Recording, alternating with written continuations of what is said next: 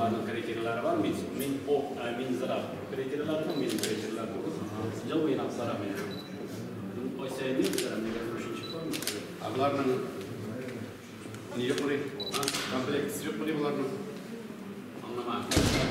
Kompleks. Bu ülkede işi süper işi ziraat üzerinde olsa, bunların 100% hükümetimiz var artık. Bunların karıyı ne buraya reyting başarılı. Bunlar işi yüzde bu başlar mı? Birisi sana.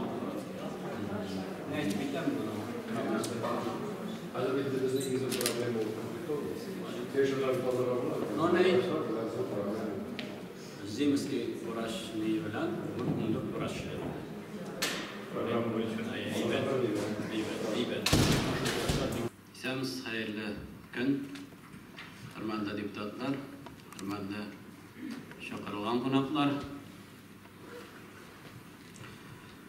Aktanış Municipal Rayon Sovetinin bugünkü oturuşunda 49 deputatının qırılışı qatnaşa, 6 deputat qatnaşmıymızның sebeple oturuşunun işin başlау turunda kimde nindi taqdimler olur.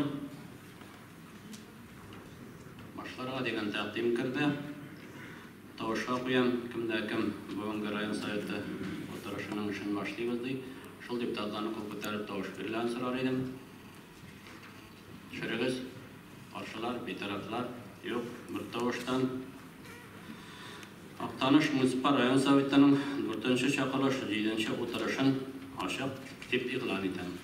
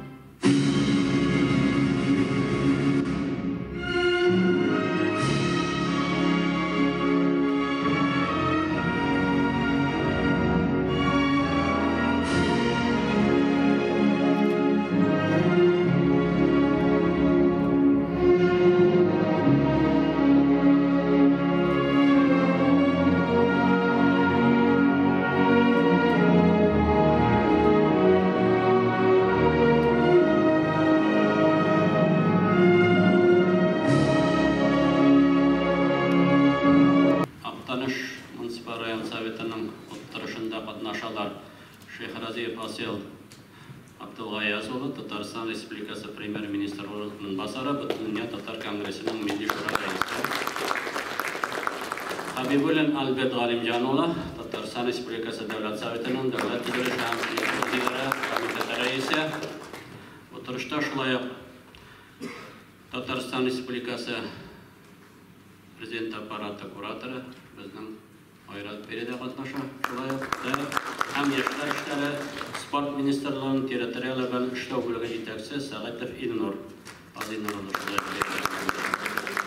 şulayaq rayon suda reisi, rayon prokuroru, rayon ichki ishlar bölge yetakçisi, предприятие, uyushma yetakchilari, maktab direktorlari, jamoat uyushmalari vakillari qatnashadi. Bizga hurmatli deputatlar o'tirishning bir qismasini olib borish uchun sekretariat saylab bitirish kerak. Kimlardan endi taqdimlar bor? Taqdim uchun so'z, masalan, Avul yerligining Rayon Soveti deputati Мингазетин Флора Рифкозына берілі. Мен бүгінгі муниципаль район советі отырышының секретарі етіп, Пуща ауыл жерлігінен район советі депутаты Нұрттенов Нияз Зейнеттен ұлын сайларға тәқдим етем. Рахмет Флора. Бар ма башқа тәқдимлер? Құрметті депутаттар. Мұнысы тауыша қоям, кім бүгінгі отырышының секретариатына Пуща жерлігінен Нұрттенов Нияз Зейнеттен ұлын сайлаймызды. Шол депутаттаны қол көтеріп тауыш берілген сұрайым. Шырығыз, қаршылар, бейтараптар, yok. Bir tavuştan sekretariyatının öz işine tutunuğunu sorar idim. Hürmetli deputatlar, Aktanış Rayon Sovetinin 4. çakırı 7. oturuşu gün tertibi meselelerin formalaştırı hem rastlığa koşarız. Gün tertibine tübendeki meselelerini kütüğünü takdim ederiz. Birinci, Aktanış Municipal Rayonunun 20. yılda sosyal-iktisadi ösüş neticeleri hem 21. yılga buruşlar turunda.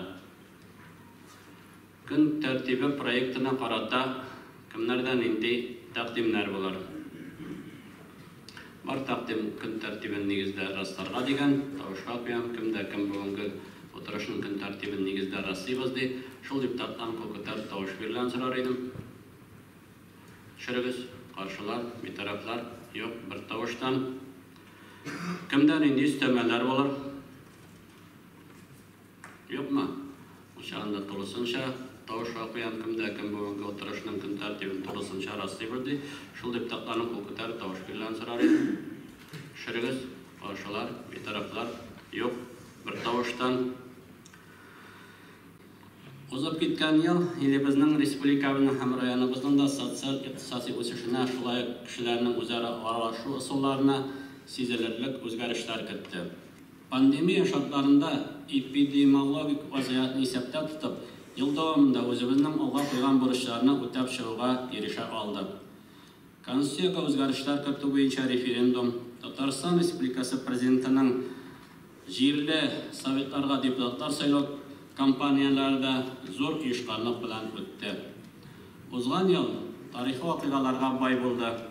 Buyuk jinoga 75 yil, ta'sir tuzuliga 100 yil, rayonimizga 90 yil, Aqtanish avlining 310 yilligi o'ng'ayidan yubiley choralari o'zdi.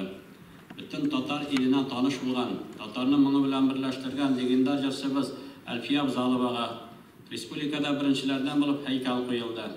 Anak avlida Tataristonning birinchi prezidenti, Rossiyaning xizmat giroyi, vatan oldindagi qozonishlar uchun ordenlarining to'liq kavaleri yaqtoshimiz Mintemir Sharif uli Shaymiyevga büst ochildi. Hurmatli deputatlar, albatta nindigina maqsadlar qo'ysak da, nindigina programmalarni turmushga oshirishga xiyollansak da, eng birinchi chiratda kishi faktoridir.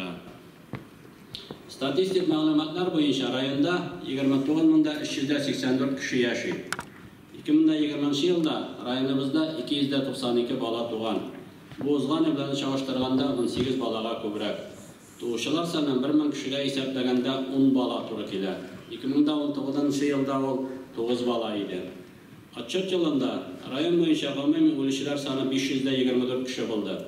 2019 yilga qaraganda 44 kishiga ko'proq. Tabiiy o'sish ko'rsatkichlari sevindirarli tug'il. Endi bunda ko'pmadir ko'lamda aytib ketara kerak. Tega tablitsani qo'yildi slaydni. Respublika bo'yicha sonlarni keltirdik biz shulay. O'lim 26% ga o'sdi. Bizda u где-то 11% qatay sol yoqdan qaraganda bizda ko'pmadir kemroq bo'ldi. Endi biz aytib ketdim 50 rayondoshimizni yo'qotdik. Bizning uchun u bek zo'r son albatta. Rayon halkının ortaça ömür uzunluğu 20. yılda 74 yaş teşkil etti. Er atlarının kolu 69'da 8, hatın kızlarının 77'de 2019 yılda ömür uzunluğu 74'te 2 yaş idi. 20. yılda rayonun dinamikalı ösüşü hem hizmet halkının köteri boyunca ötkərilgan çaralar neticesinde rayonda ortaça hizmet hakkı 10% arttı hem 29.379'ını teşkil etti. Ortanca pensiya ko'lami rayonda 13.884 so'm, o'zgan yilga qaraganda 6.18% ga ortdi. O'rtacha xizmat haqini tarmoqlab qarasak, rayon byudjet uyushmalarida 28.180 so'm, avul xo'jaligi uyushmalarida 24.798 so'm, Кеше эшмәкәрлектә 18,863 һәм төзелеш оешмаларында 17,290 сум тәшкил итте. Хезмәт хакы түләү буенча бурычлы оешмалар юк. 20 елда районның хезмәт базары шактый үзгәрешләр кичерде, чөнки пандемия аркасында эшсез калу очраклары күзәтелде. 1 июльгә рәсми теркәлгән эшсезләр саны ел башына караганда 4 тапкырга артты. Район комиссиясының нәтиҗәле эш алып бару хисабына ситуацияны уңайга үзгәртә алдык. 21 елның 1 гыйнварына 42 эшсез исәптә торды. Республика буенча алганда эшсезлек күләме бездә иң түбәннәрдән барысы 0,29%. Республика буенча ул күрсәткеч 1,9%. Социаль яклау бүлеге хезмәткәрләренең эшчәнлеген билгеләп күтәрә кирәк. Алар ярдәме белән шул вакытта районыбыз халкы өчен 14 миллион сумлык пособиялар таратылды. Бу узган елга караганда 27%-ны тәшкил итте. 20 ел үзенчәлекле булды. Коронавирус пандемиясы аркасында икътисадның кайбер өлкәләре эшләрен туктатып торырга мәҗбүр булды. Шулай да ел дәвамында үзебезнең алга куйган бурычларның күпчелеген үтәп чыгуга ирештек. Район буенча тулай территориаль продукт узган күләмендә кала һәм 15 миллиард 200 миллион сум тәшкил итте. Тулай территориаль продуктның структурасына анализ ясаганда төп өлешен авыл хуҗалыгы билеп 37%, сәнәгать 25%, төзелеш 14%, транспорт 6%, сәүдә 3% тәшкил итә. Җирлектә районның тулай продуктының үсешенә зур йогынты ясаучы эш нефть компаниясе эшли.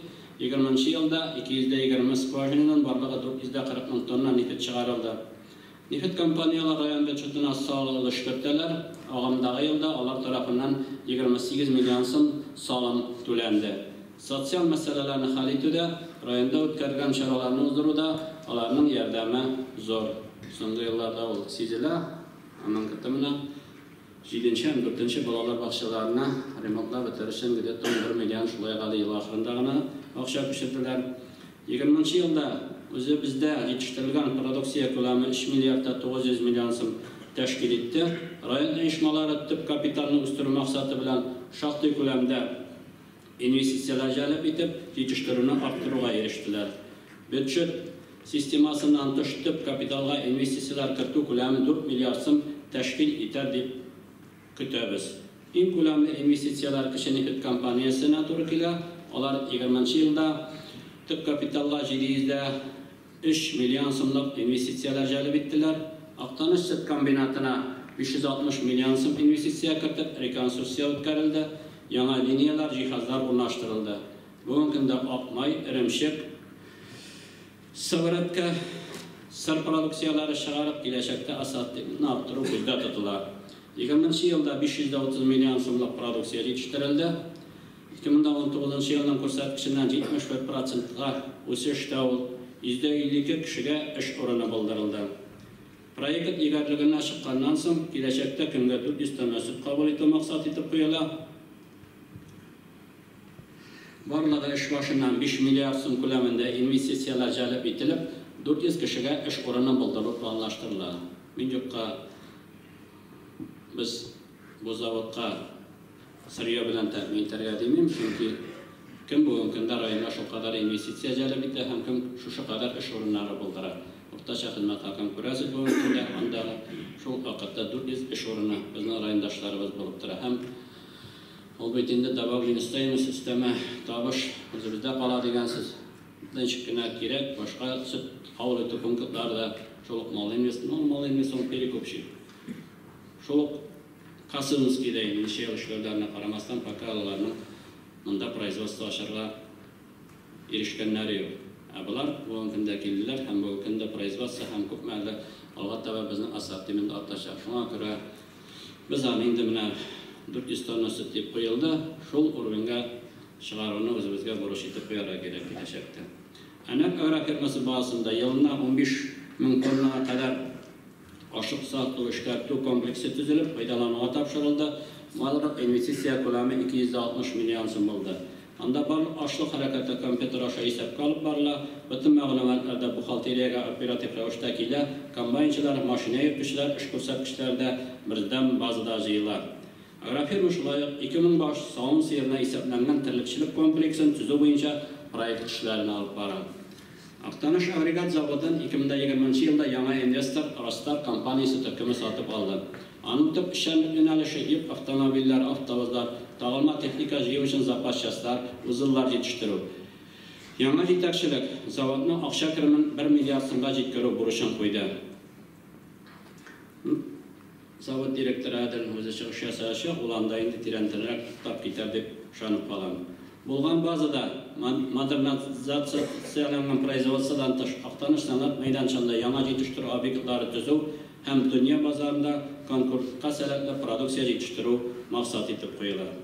Finans büdcet sistemasi yerli büdcetin tuturuqlığı rayon uyuşmaları предприятиелерinin nəticə işçiliğine bəyli. 2020 yılda barlıq tür salımlar jiyimlarına da hesap kalıp kırımlar 980 milyon sım buldu. Şu hesaptan federal hem respublika büdcetlerine 580 milyon hem yerli büdcetka 400 milyon sım kullanımda finans resurslar toplandı. Songa 3 yılda oңай dinamika kuzatildi. 20 yılda yıl neticelerine kilgende g'ammiy büdcet 998 milyon sım teşkil etti. Yıl ahırına barra 42 milyon sımlık üsteme kirim barqa keldi. Şu hesaptan avul yerlikler büdcetlerine 13 milyon sım, rayon büdcetine 29 milyon sım üsteme tavuş kirdi. Yerli büdcetinin tüp üsteme kirim şığanağı bulgan fizik zatlarının kirimlerine salım hesap yılında 299 milyon sım toplanıp rayon büdceti kirimlerinin 75%'ını teşkil etti. Salım strukturasına kilgende rayon tüp tarmağı hocalıklar 80 milyon sım tulab 2009 yıl bilan çağıştıranda %11%'a ösüş berdiler. Yerli büdcetinin 27%'ını bilediler. Rayon büdcetinin en ko'lamli salım to'lovchilarini siz ekranda ko'ra olasiz. Yerli büdcet kirimlarining 13%i avul yerliklari kirimlaridan to'g'ri keladi. Kirim qo'llanishi avul xalqining yer ham mulkiyat solimin o'zaro solim aqshalarini vaqtida to'lovdan turadi. 20 yilda bu tür kiritimlar yerliklarning o'z kirimlarining 20%'ini tashkil etdi.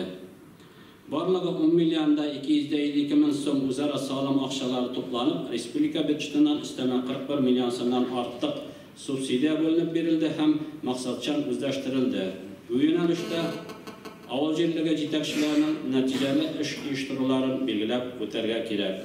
Tuki, Kirib, Uraza, Yangalim, Sho'roqay yerliklarida planlı ish natijasida o'talish 98% tashkil etsa, Şolmanarat, Aktanış, Hoşkeski, İskibarığı toktalaşıp, yerlik başlıklarına cevapçılıkını arttırı boyunca işlerge kerek.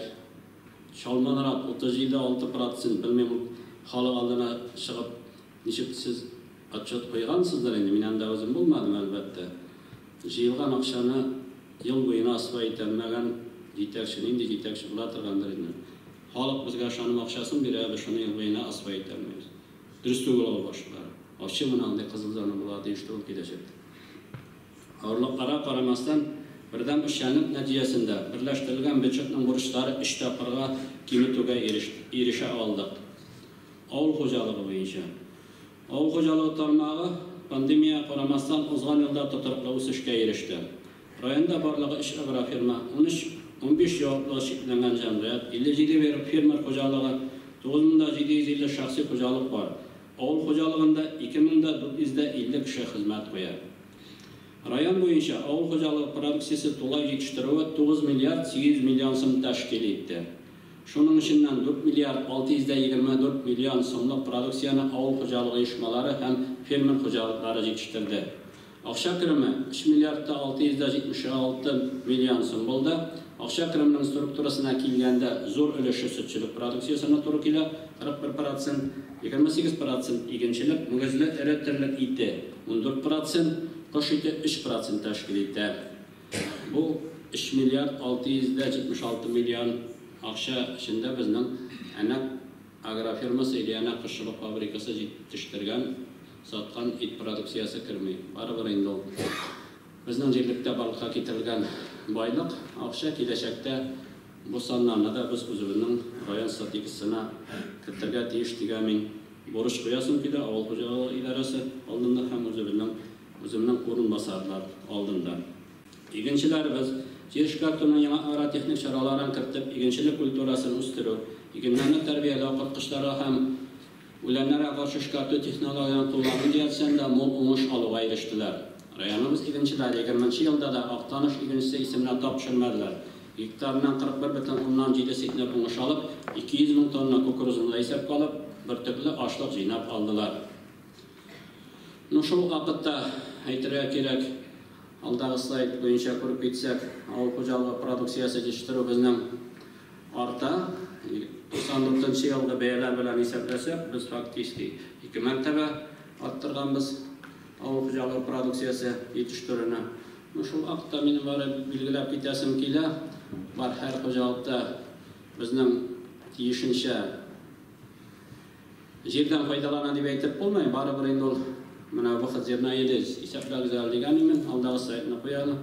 Бар бек матур күшлі эшләүчеләр, жерден пайдаланушылар. Бар қызыл зонадағылар. Қызыл зонада башақның урнашу пока, алға кебек, сәфәр кебек қожалықтар. Бұлар енді крупный егіншілік қожалықтары бет енді. Көрігі санларын анализағыз қайтқаш. Біз жерден бұл дәрежедегіне пайдалануға тиіш түгіл деп мен есәплеймін. Алдағы слайд. Ondan sonra işikini aytsak da, burada bugün tek yatmay. Hürmetli ilginçler, hürmetli yetakçiler. Aşlamalar bilen işlevge var, ihtibarını arttıra gerek bizge. Bugün indi bizge yesitler olmuş deyip maksat etip koyarız iken. Uzgan yıl bizge de 69. Yılların tasiri tükşinde aşlama kırtık jilder bizge.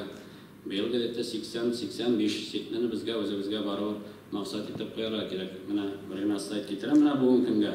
Beni görüşürler. Tetişte 85 kilogramını desteği Zeyla 77, Minzele'de 73, Sarma 63, Müslim'de 53, Aktanış'ta 32 bugünkünde.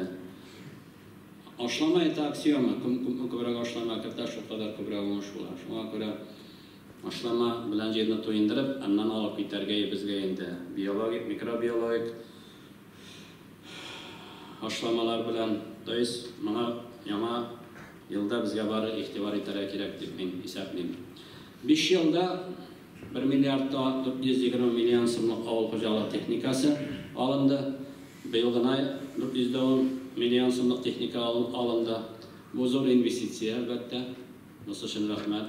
Texnika qurolishlar yilmoqtanadi, texnika yanartib turadi kerak. Shu vaqtda baratni sredstvanida bizga o'ylab o'tirish kerak alдағы yilda. İkinçilik tarmağında ilişkin uçlar telaşırıkını da üstürüge onay yığıntı yası. 20. yılda hocalıklarda 69 bin tonna süt, 5640 tonna mügüzlü eri tırlık iti yetiştirildi. Yetiştirilen varlık türlerini hesapka alıp, bugün de süt kombinatlarına sayın %95 tonna süt tapşırıla. Bu yıl Allah bir sayısan bulacak biz 235 tonnaga çıkarımız oylarına deyip planlaştırabız. Nişikene bulsa da şuna göre bizim maksat var indi. Özümüz aytkan 250 tonna tavuklu sütke шығу. Yıl davamında ortaça bir serve 6718 kilogram süt sağıldı. Mallardan tavukluq өсіші 780 gram oldu. 13.000'da 732 baş buzav alındı. Rüstem'de tırlıkçılıkını biz ilk matır көрсәткечләр bilen bitirdik. Bugünkünde de biz uzan yıla qaraganda 23 tonna kubrak süt tapşırıp barabız. Özümüzün süt zavıqlarına ол темп біздің кемерге тиіштігі. Районда шақсы қожалықтарына да есеп қалып 47.527 баш мүгізі әрәттірлік есепләні 2019 ел білән чағыштырғанда 823 башқа артығырақ. Қожалықтарда мүгізі өтірлік баш саны 33.407, шол есептен 10.238 soğum seyir hesaplarına, 9.750 şahsi hocalıkta barlığı 12.120 mügüzü öğretirlik asıralar, şu hesaptan 4.838 soğum seyiri. Uzgan yıllarını çağıştırganda mügüzüler öğretirlik sanı 230 başka arttan olsa, soğum seyirleri %82 başka arttı şahsi sektorda. Ağımдағы yılda mal baş sanın en köpke artırışılar bulup, ETS, İskibay Sarpuca tercihlikleri tıra. Şu vakitte aytasım kele бар indi bir neçe slayd. Alдағы slaydını koyuyoruz, paylaştı. Tırlıkçılık barı tüp akşa kirimi. Bugün de avul xo'jaligida şulay bo'lgan. Tüp maqsadimiz tırlıkçılıkta produksiyani arttırу, akşa kirimini arttırу. Men endi bir neçe zo'r o'sishga erishgan xo'jalikni keltirdim. Kızanışta karşı tam tamır hocalıklarımızın uzgan yıllar karaganda akşam kiremin kimlik tutar. Allah'a sılay. Bu indi tüp ko'rsatkichlarımızdan birisi deb aytira kerak. Chunki 100 gektar avul xo'jaligi yerlarini süt yetishtiruv, 100 gektar avul xo'jaligi yerlarini it yetishtiruv. Bular endi yillab analizdan o'tirgan sonlar, Minsifos tarafidan da bular analizlarni akşam kirimi, şuna göre mınav sonlarni siz to'g'ri qarag'iz, analizdag'iz, ham o'zingizning foyda ekanligini ko'rig'iz. Shundan chiqib tegishli natijalar yasag'iz. Allohga shay. Avul xo'jaligi bo'yicha bizning 12 bo'lmaydi, 10 bizda Minsifos kollegiyasi. Minsifos to'g'ri reyting chiqaradi rayonlar arasından da biz tilakchilik bo'yicha 3-o'rinda. Amma avul xo'jaligi bo'yicha 11 ga tushganmiz. Nechun tushganmiz? Xizmat haqi to'ganmiz. Mana ko'rada mana tablisani qo'ydimmi?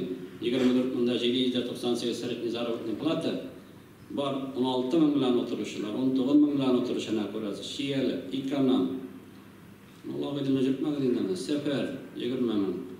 Mana xizmat haqimiz faqat tegishli darajada beradi deb aytasim kelmay. Mana u qiryana qo'ydim, men сколько процентов составляет от денежной выручки.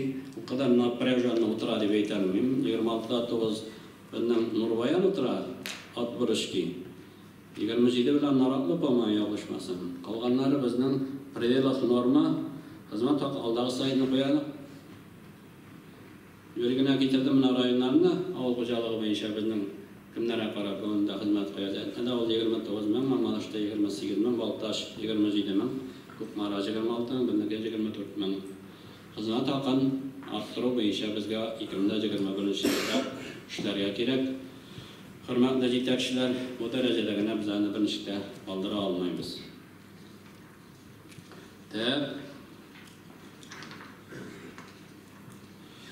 Talablarning boshlanishini orttiruv ham holatni shu bilan ta'min etish maqsadidan rayonda 2017-22 yilda avul xo'jaligi o'stiruv programmasi bilan boshlangan edi. Tanifas Rashbirida turganda Tanifas Rash bilan biz birga hozirlagan edik.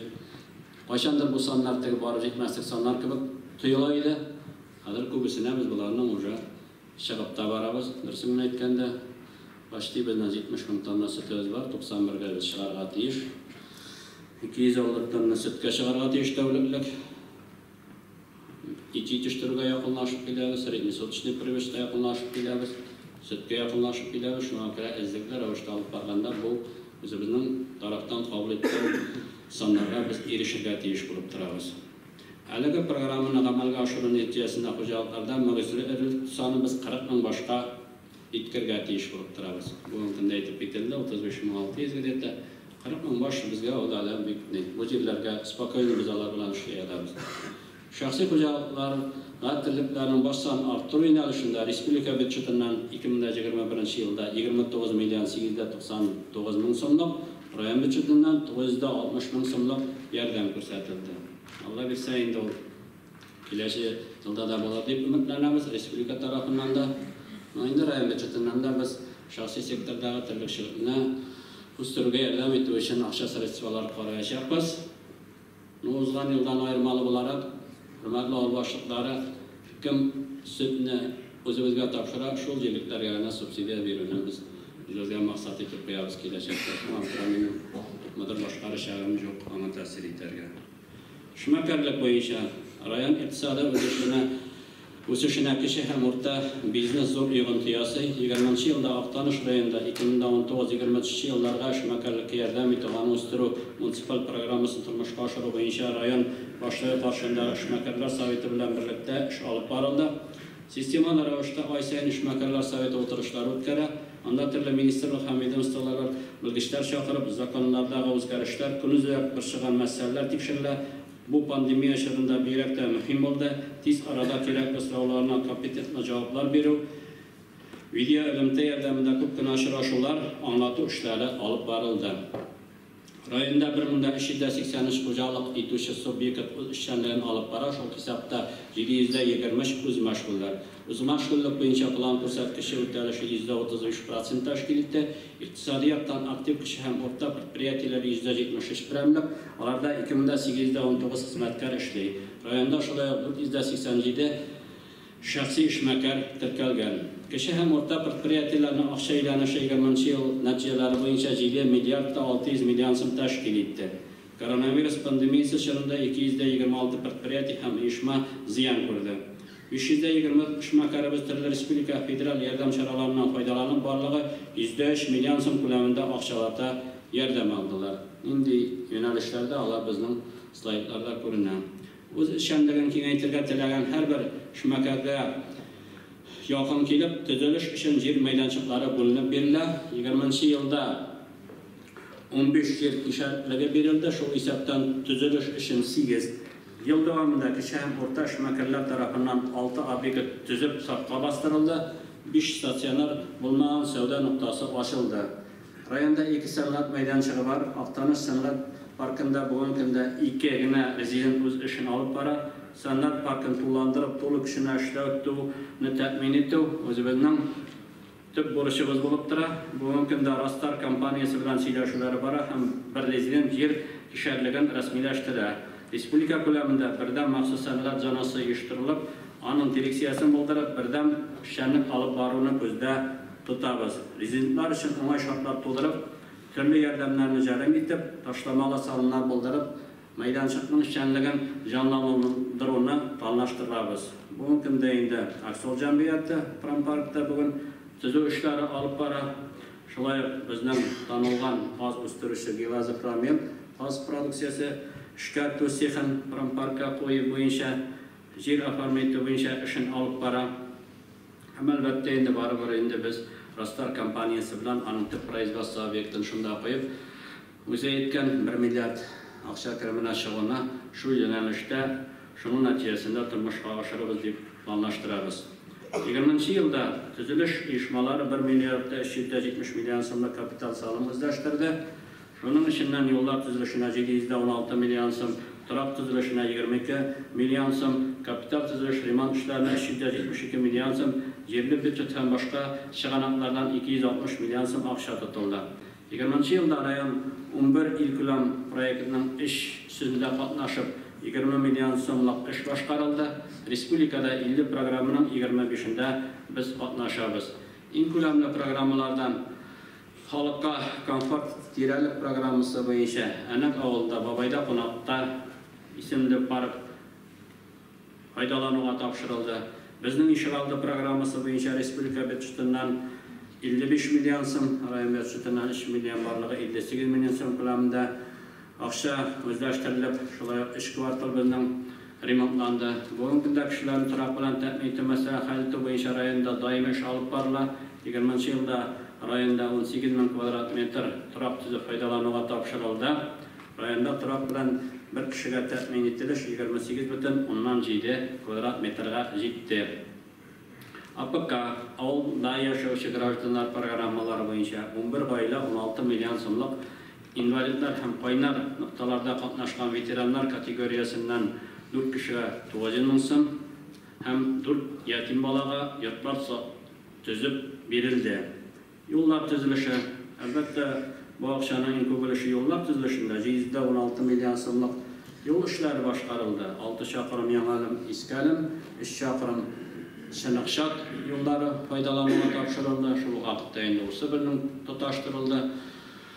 Кыркайын Түбә, Шәбезбаш авыллары арасында асфальт юллар салынды. Актаныш буш елында 4 чакрым реконструкция эшләре, Искәлем Чишмә юлы төзелә башлады. Муниципаль юл фонды асфальт төшәү программасын буенча барлык 41 миллион сумлык Актанышта асфальт төшәлде. Ирмәш, Югары Якшы, Татсу авылларында, урамнарында 20 миллион сумлык Щебенкадан юл салынды. Бүгенге көндә барлык авыл җирләренең үзәкләре асфальт юллар белән тоташтырылган. 87 авылы менә асфальт белән тоташтырылмаган 12 авыл исәпләнә. Аның зурысы Алайндан да 226 кеше яши. Ну, бу авылларны тоташтырудан тыш беренче чиратта барыбыз Татьяма бүләк карта авылын быел планда бар, 2,6 километр асфальтлап тоташтырабыз дибез. Һәм Суксудан Күҗәкә Туку юлын бар, беренче чиратта асфальт белән тоташтыруны максат итеп куябыз, чөнки бик күп халык җыри аннан. Һәм инде барыбер асылга сезгә әйтәсебез килә, агытлар сезгә әйтәсебез килә, Актанышның пока 30 километр урамында безнең Коммуна төшелгән. Асфальт юк, хәтта үзе актаныш битмәтер. Безнең муниципаль фонд бар 25 миллион сумлык елда.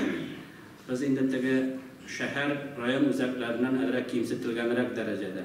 Аларга өстәмә акча бирелә безнең кайсылар ки шәһәр, район үзәкләре. Ә безгә ул 25 миллион ул 1 километр асфальтның бәясе хәзер где-то 20 миллион сум, 25 миллион сум беләсез барлыгызда.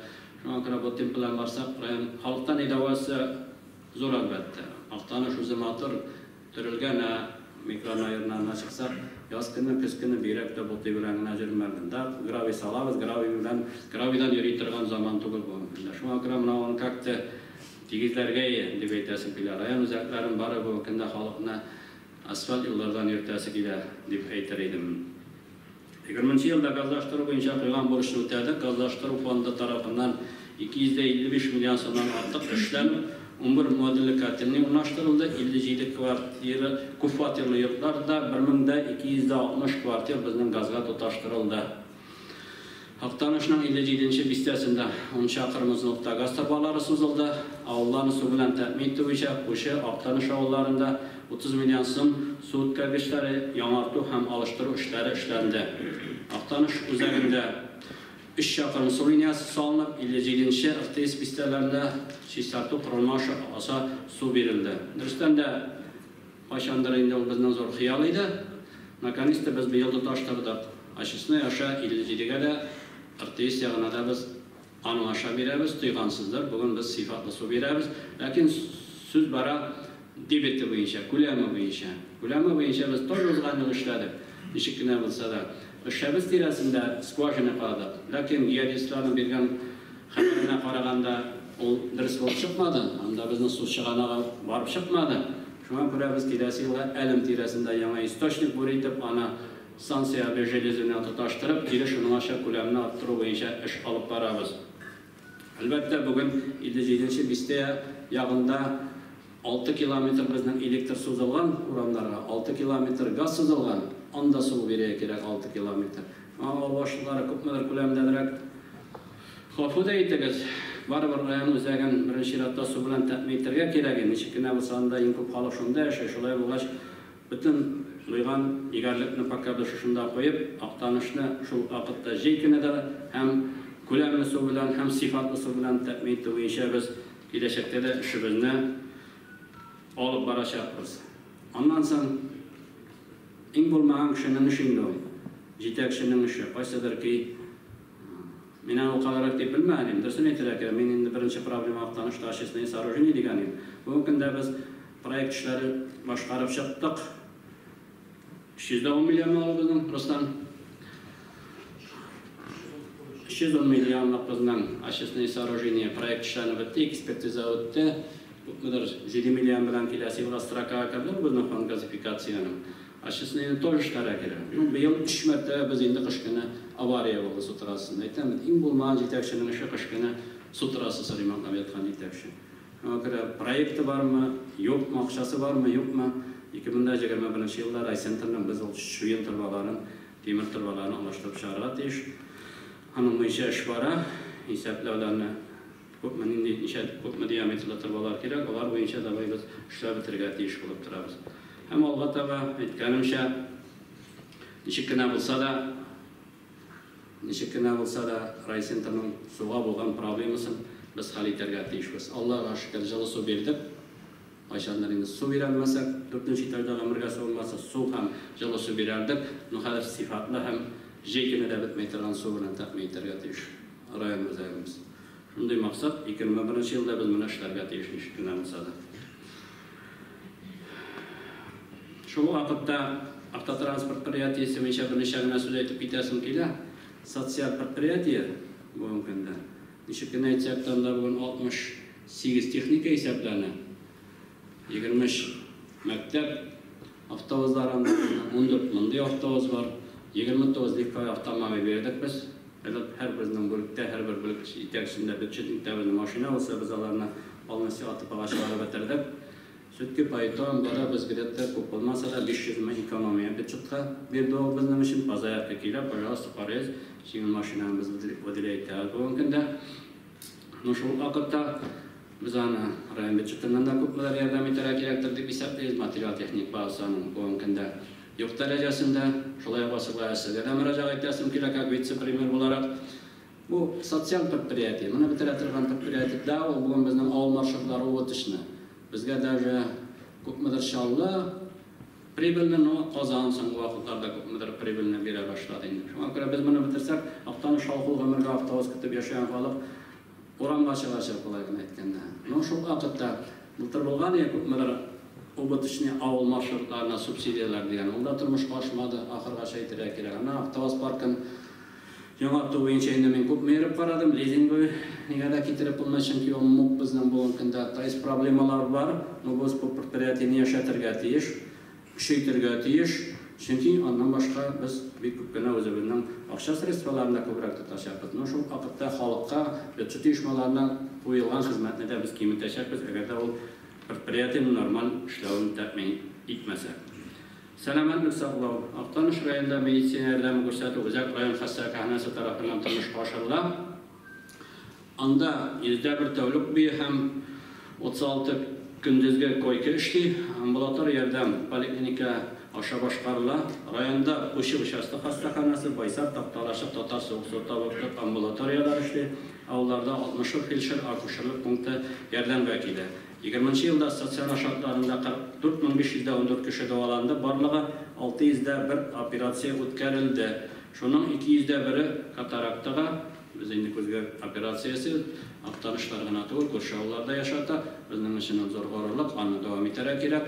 Ayrisha yurak qon tomir og'riqlari sistemasi kimituga, davoga e'tibor berildi. 19-yildan boshlab Aqtanish rayon o'zak xastaxonasida telemeditsina Sınav proyekti kıssalarında Respublika Klinik Hastaxanası Nevrologi tarafından 27 kişiye video konsultatsiyalar verildi. Bu iş 21 yılda da devam edecek. Ayıbı hem pnevmoniya bilen ağrışlarını kabul ettiği için Mart ayından başlayıp infeksiya bölümü barısında 2 filtre boxu uyuşturuldu. Uzak hastaxana Qozon, Yorshalli, Minzala şehirlerinin vaqtlaşa yığışlı ağrı hospitalları bilen tığız ilimlere işleydi. Rayonun selametlik saqlaw şeridinelerinde 413 kişi işleydi. Şularning 50'si tabiplar, 235'i şəffat tutaşları.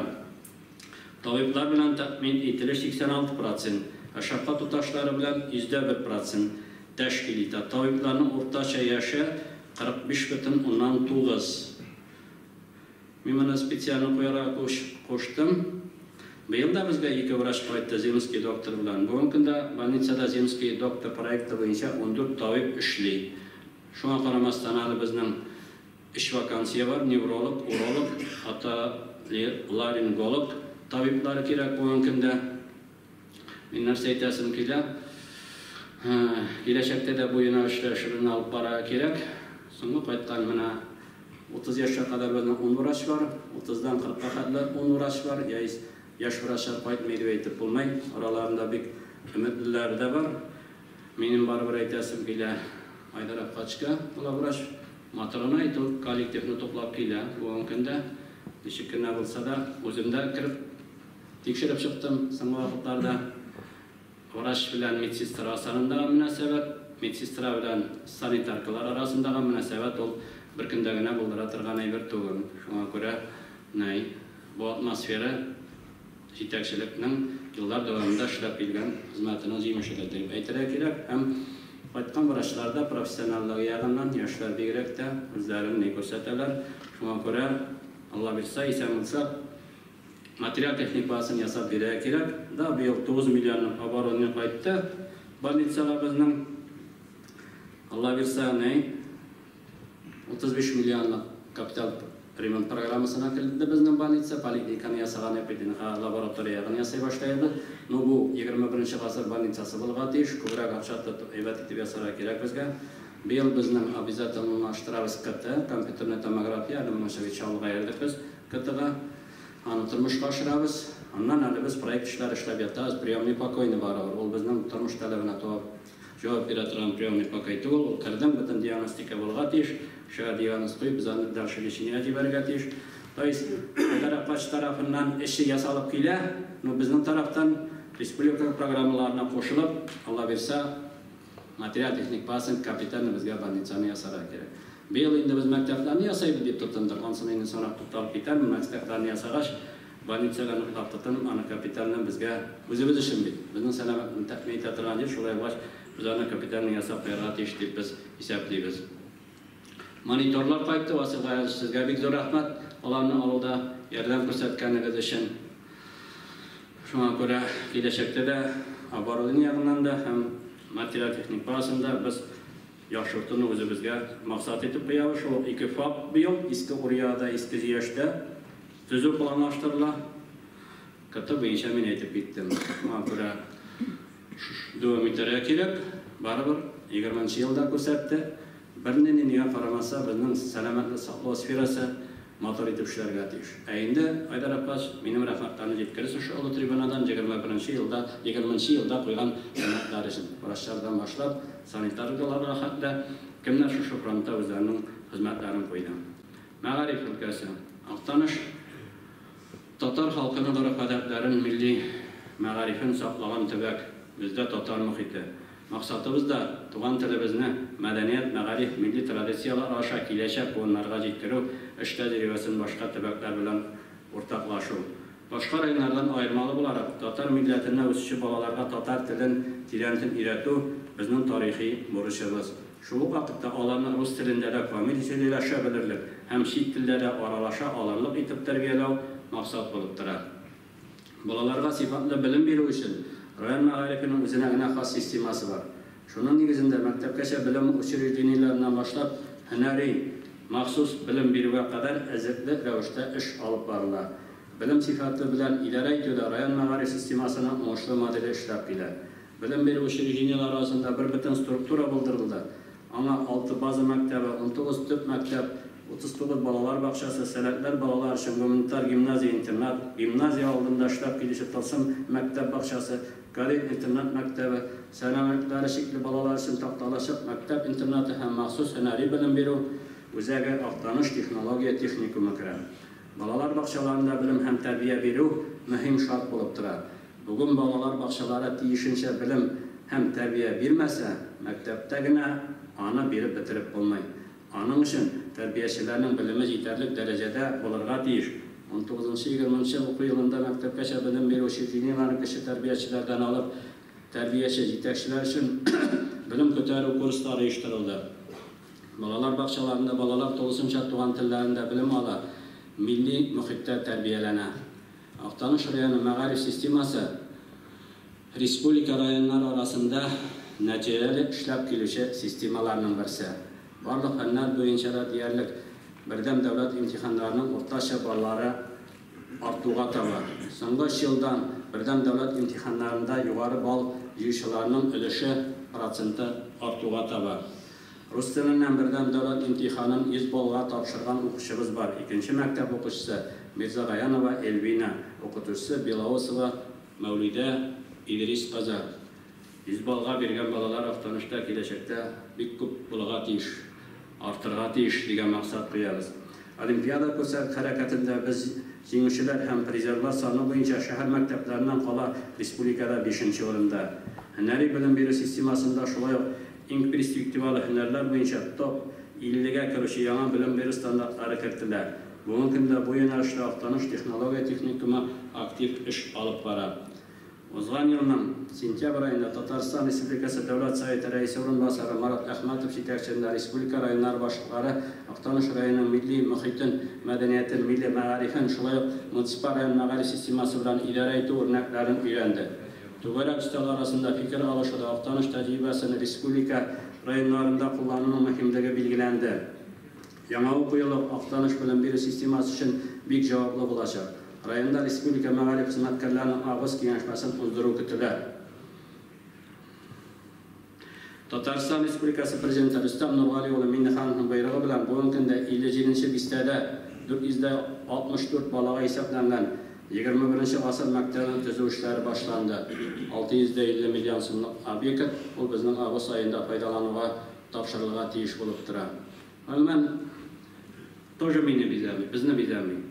Бүген 1-2 мәктәптә Balalarning o'quv shartlari ular bugungi turmush talabini to'g'ri keladigan shartlar tug'il. Birinchidan, proyektni mashqda qaraganda 200 balaga ortar eksindilar.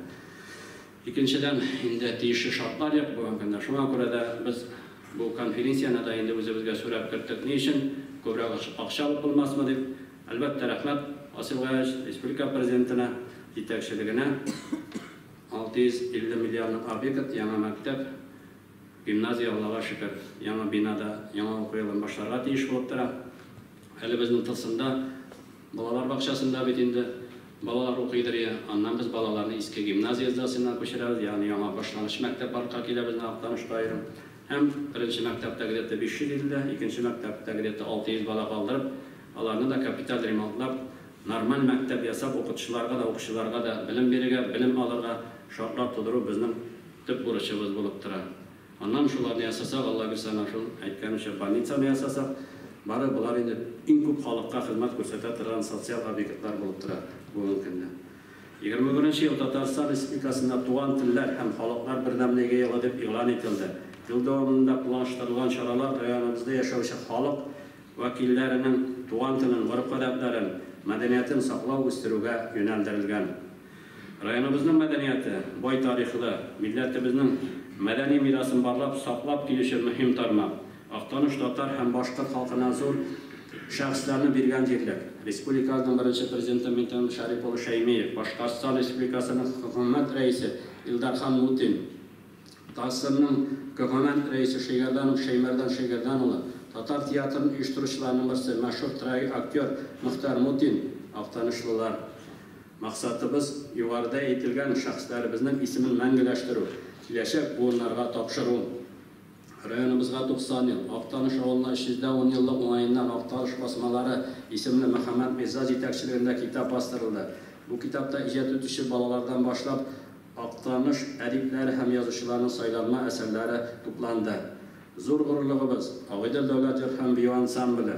Ansamblning yillikka xos bo'lgan biyo, jir o'rnaklarini barlab o'zining repertuarina kirituvi, milliy madaniyatimizni saqlov, kelajak o'rnlarga topshirish uchun muhim xizmat bo'lib turadi. Madaniyat milliy proyekti qissalarida Aqtanish san'at maktabina 7 million 600 ming so'mlik jihozlar, muzika o'yin qurollari qaytarildi. Aqtanishda Shihabuddin Marjani ismida tarix instituti, Olimjon Ibrohim ismida til ham adabiyot instituti bilan birlikda Kunchiqishqa ma'ariyaga tarixiy madaniy merosi ham bugungisi ismli tubakara fanniy konferensiya o'zida. Haligi konferensiyada ko'p tarixiy so'rovlarga fanniy yoqdan tugal ham negizli ochiqlik kiritildi. Rayonimizda teatr san'ati zo'r o'sish olgan. Bugungi kunda 50 o'zicham teatr kollektivi, 9 xalq, bir munisipal drama ham komediya teatri kollektivlari ishini olib boradi. Teatr san'atining turli xizmat ishlari yaratib tortilar. 20-yilning zo'r jurnali Kirov madaniyat yurti xalq teatri Iliriyat festivalining Grand Prix egasi bo'ldi. 21-yilda ta'lim bir maqsadimiz Aqtanishda davlat teatri bo'ldiruv. Haligi muhim ishni boshqaruv uchun yillik ham bizning to'liq haqimiz bor. 20-yilda millatimizning milliy strategiyasi Asilg'aj Respublikasiga murojaat aytaman. Davlat teatrini nechta Aqtanishda yasarga endi. По-моему, sonda stadiya prezidentlar kirib ketdi. Mo'y agar anlamda amr bo'lsa, u turmush boshqartirgan ish deb biz ani hisoblaymiz. Tем более, Rustam Nurg'alish o'zi amr berdi. Ayda hisob menga kirgizadi.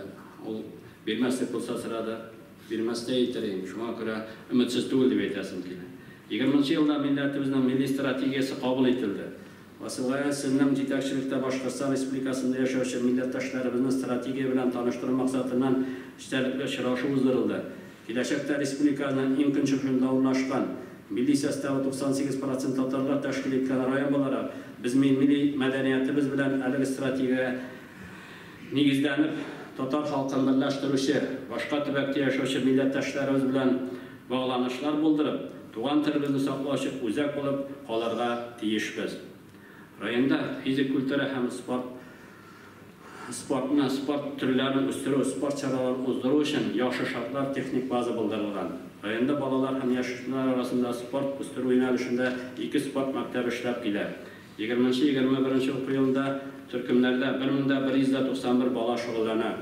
Shularning 332si avul yerliklarida voleybol, kurash, хоккей, стел тенниси, билбау көрәш түрләре буенча шөгыльләнә. Россия беренчелегендә 2020 елда көрәш, шахмат, волейбол, шәхси беренчелектә призлы урын яулаган спортчыларыбыз да күп. Балалар спорты белән беррәттән районда оешма, предприятие, учреждение, авыл җирлекләре арасында да актив эш алып барыла. Ел дәвамында традицион яучыда 1000-нан артык кеше катнашында кыш һәм җәйге спартак ягылар. Масса күләм Татарстан көрәсе, Татарстан шаңгы юлы, футбол, хоккей, волейбол төрләре буенча район чемпионатлары уза. Өлкәннәр мөмкинлеге инвалидлар дикасы кысаларында аерым төрләр буенча ярышлар уза. Республика ярышларында районыбызның инвалидлар командасы күп тапкыр призлы урыннар яулап алып кайтты. Киләчәктә район халкының физик әзерләнү тагында үстерү өчен авыл җирлекләрендә спорт кылмалары, 21 спорт мәйданчыгы урнаштыру, районыбыз үзәгендә тау чаңгысы базасын наконец-то проекттан алдык, экспертиза үткән объект 90 миллионлык объект, бүгенге көндә инвесторлар жоллау эш алып барабыз. Һәм барыбер актанышның үзенә беренче-икенче мәктәп өчен бер футбол манежы или спортзал төзүне без үзебезгә максат итеп куябыз. Татарстан Республикасы Яшьләр министрлыгы белән берлектә актанышта яшьләр форумы үтте. Форумның төп максаты булып һәр авыл җирлегендә яшьләр өчен җанландырып җибәрү, авылларга туры килә торган дәүләт программаларын нәтиҗәле кулланырга өйрәтү, шул уңайдан районның һәр авыл җирлегендә яшьләр сәясәте белән эшләүче бер яшь кешене билгеләү бурыч итеп куелды. Hörmətli депутатлар, hörmətli oturuşda qatnaşıcılar, чыгышымны төгәлләп шуны әйтәсем килә. 21 ел bütün проблемаларны да бер юлы хәл итә алмаячак. Ләкин узган елда булган киеренкелек акрынлап кимер, икътисади активлык артып, без яңа вируска каршы кирәкле иммунитет булдырабыз дип өметләнәбез. Бүтән Россия халык санын алып үткәрү быелгы елның мөһим вакыйгаларының берсе булачак. Актаныш районы сайлаучылары 21 елның төп сәяси вакыйгаларының берсе булган Россия Федерациясы Дәүләт Думасына депутатлар сайлауда да сынатмаслар дип ышанып калам. Гомумән 21 елда районда яшәүче халыкның тулай һәм законлы мәнфәгатьләрен саклауны тәэмин итү, тормыш көнкүрешләрен яхшырту, җирлекләрдә социаль мәсьәләләрне хәл итү, салым баһасын ныгыту, булган табигый байлыкларны саклау яшәешебезнең төп бурычлары булып кала. Игътибарыгыз өчен рәхмәт. Hürmetli Vasıl Gayazmış, İmrin Novakoviç, hürmetli депутатлар, oturuşta qatnaşıcılar. 2020 yılda avul җирлекләрен төзекләндерү, кеше эшмәкәрлекне үстерү һәм шәхси хуҗалыкларга ярдәм күрсәтүне ал максат итеп куйган дәүләт программалары нигезендә Әтәс авыл җирлегендә зур гына эшләр башкарылды. Җирле үзидарә һәм аның башкарма комитетының эшчәнлеге Россия Федерациясының 131 санлы җирле үзидарәләрен оештыруның гомуми принциплары турындагы Татарстан Республикасы Президенты Рөстәм Нургалиевич Миңнехановның Татарстан Республикасы Дәүләт Советына юлламасына таянып башкарыла. 2020 ел башында авыл башлыклары белән район башлыгы арасында 14 критерийга нигезләнеп килешү төзелде һәм ел дәвамында нәтиҗәле эшләгән 8 авыл башлыгына 100 мең күләмендә премия тапшырылды. 4 ел рәттән Әтәс авыл җирлеге алдынгы урыннарны били. 2020 ел нәтиҗәләре буенча да 2 арадагы килешүне үтәп, 2нче урынга ия булып, 100 мең сумлык премияга лаек булды. Хезмәтебезгә тиешле бәя биргәнегез өчен Ингенов сезгә барлык авыл башлыклары исеменнән рәхмәтләремне җиткерәм. Әтәс авыл җирлеге 6 авылны берләштерә һәм 6134 гектар җир мәйданын били. Шулардан Энек агрофирмасында 2570 гектар сырым җире, Чәчел хуҗалыгында шәхси җир 680 гектар, арендага берилгән пай җирләре 1732 гектар, нефтепровод, газопровод үткән җирләр 8 гектар, авыллар карамагындагы көтүлек җирләре 465, печәнлекләр 123, сулыклар 44, утыртылган агачлыклар барысы 7 гектар астындагы 1188 гектар җир мәйданында. Җирлектәге 6 авылда 275 хуҗалыкта татар милләтеннән 616 кеше яши. Халыкның уртача яше 48. Гомуми халыкның 49% эш яшендә, 37% пенсионерлар, 10,5 укучылар, 4% мәктәпкәчә яшьтәге балалар. Эш яшендәге халыкның 30,5% эш белән мәшгуль. Шуларның 13% бюджет өлкәсендә, 19% Энек агрофирмасында, 8% Чәчел хуҗалыгында, 16% җирлектәге шәхси хуҗалыкларында һәм крестьян фермер хуҗалыкларында, 27% ягъни 80 кеше читтә. Шуларның 76-сы пропискада авылда торсалар да яшәүләре башка җирдә, 7-се җирлектә яшәп, вакыты ысулы белән эшли. Жерлерне, миликне рәсмиләштереп теркәү нәтиҗәсендә 2020 елда җирлек буенча салым җыю түбәндәгечә булды. Җир һәм мөлкәт салымнары барысы 568 мең җыелырга тиеш булып, 699 мең җыелып, үтәлеш 115% булды. Салымнар вакытында җыелды. 26 авыл җирлеге арасында рейтингта Әтәс авыл җирлеге беренче урында булды. Әлеге юнәлештә җирлектә эш системага салынган. Моның өчен халыкка тиешенчә аңлату эшләре алып барырга кирәк дип саныйм. Җирлектә 275 хуҗалыкның 117-сендә бу 42,15% терлек асрыйлар. Сыер асраучы хуҗалыклар саны 68. Нигездә сыерны күпләп асраучылар арттыра. 683 баш мөгезле эретерлек, шуның эченнән 220 савым сыеры булып, шактый үсешне тәшкил итә. 2 крестьян фермер хуҗалыгында 44 сыер, 52 мөгезле эретерлек асрала. Моның өчен барлык шартлар да тудырылган, пешәнлек, көтүлек җирләре буенча бернинди каршылыклар юк. Җирлектә 12 ферма бар. Аларны сафка бастыруда республикадан 3 миллион 140 мең сумлык ярдәм күрсәтелде. Нәтиҗәдә 5 ел эчендә сыер баш санын 80 башка арттыруга ирештек. Әтәс авыл җирлеге тана алу программасыннан да уңышлы файдаланып килә. Соңгы 5 елда 36 баш тана өчен республикадан 1 миллион 80 мең сум күләмендә субсидия кайтты. Тана алу программасына кушылучыларга районда үз ярдәмен билгеләде. Иңел Навап улының инициативасы белән 2 ел рәттән республика биргән 30 меңгә өстәп җирле бюджеттан тагын 15 мең күләмендә ярдәм күрсәтелде. Терлек арттыручылар өчен бу зур ярдәм булды. Шулай ук 2 ел рәттән район бюджетыннан савым аппараты алу өчен акчалата ярдәм күрсәтелә. 2020 елда 2 хуҗалык бу юнәлештә 20 мең күләмендә субсидиягә ия булды.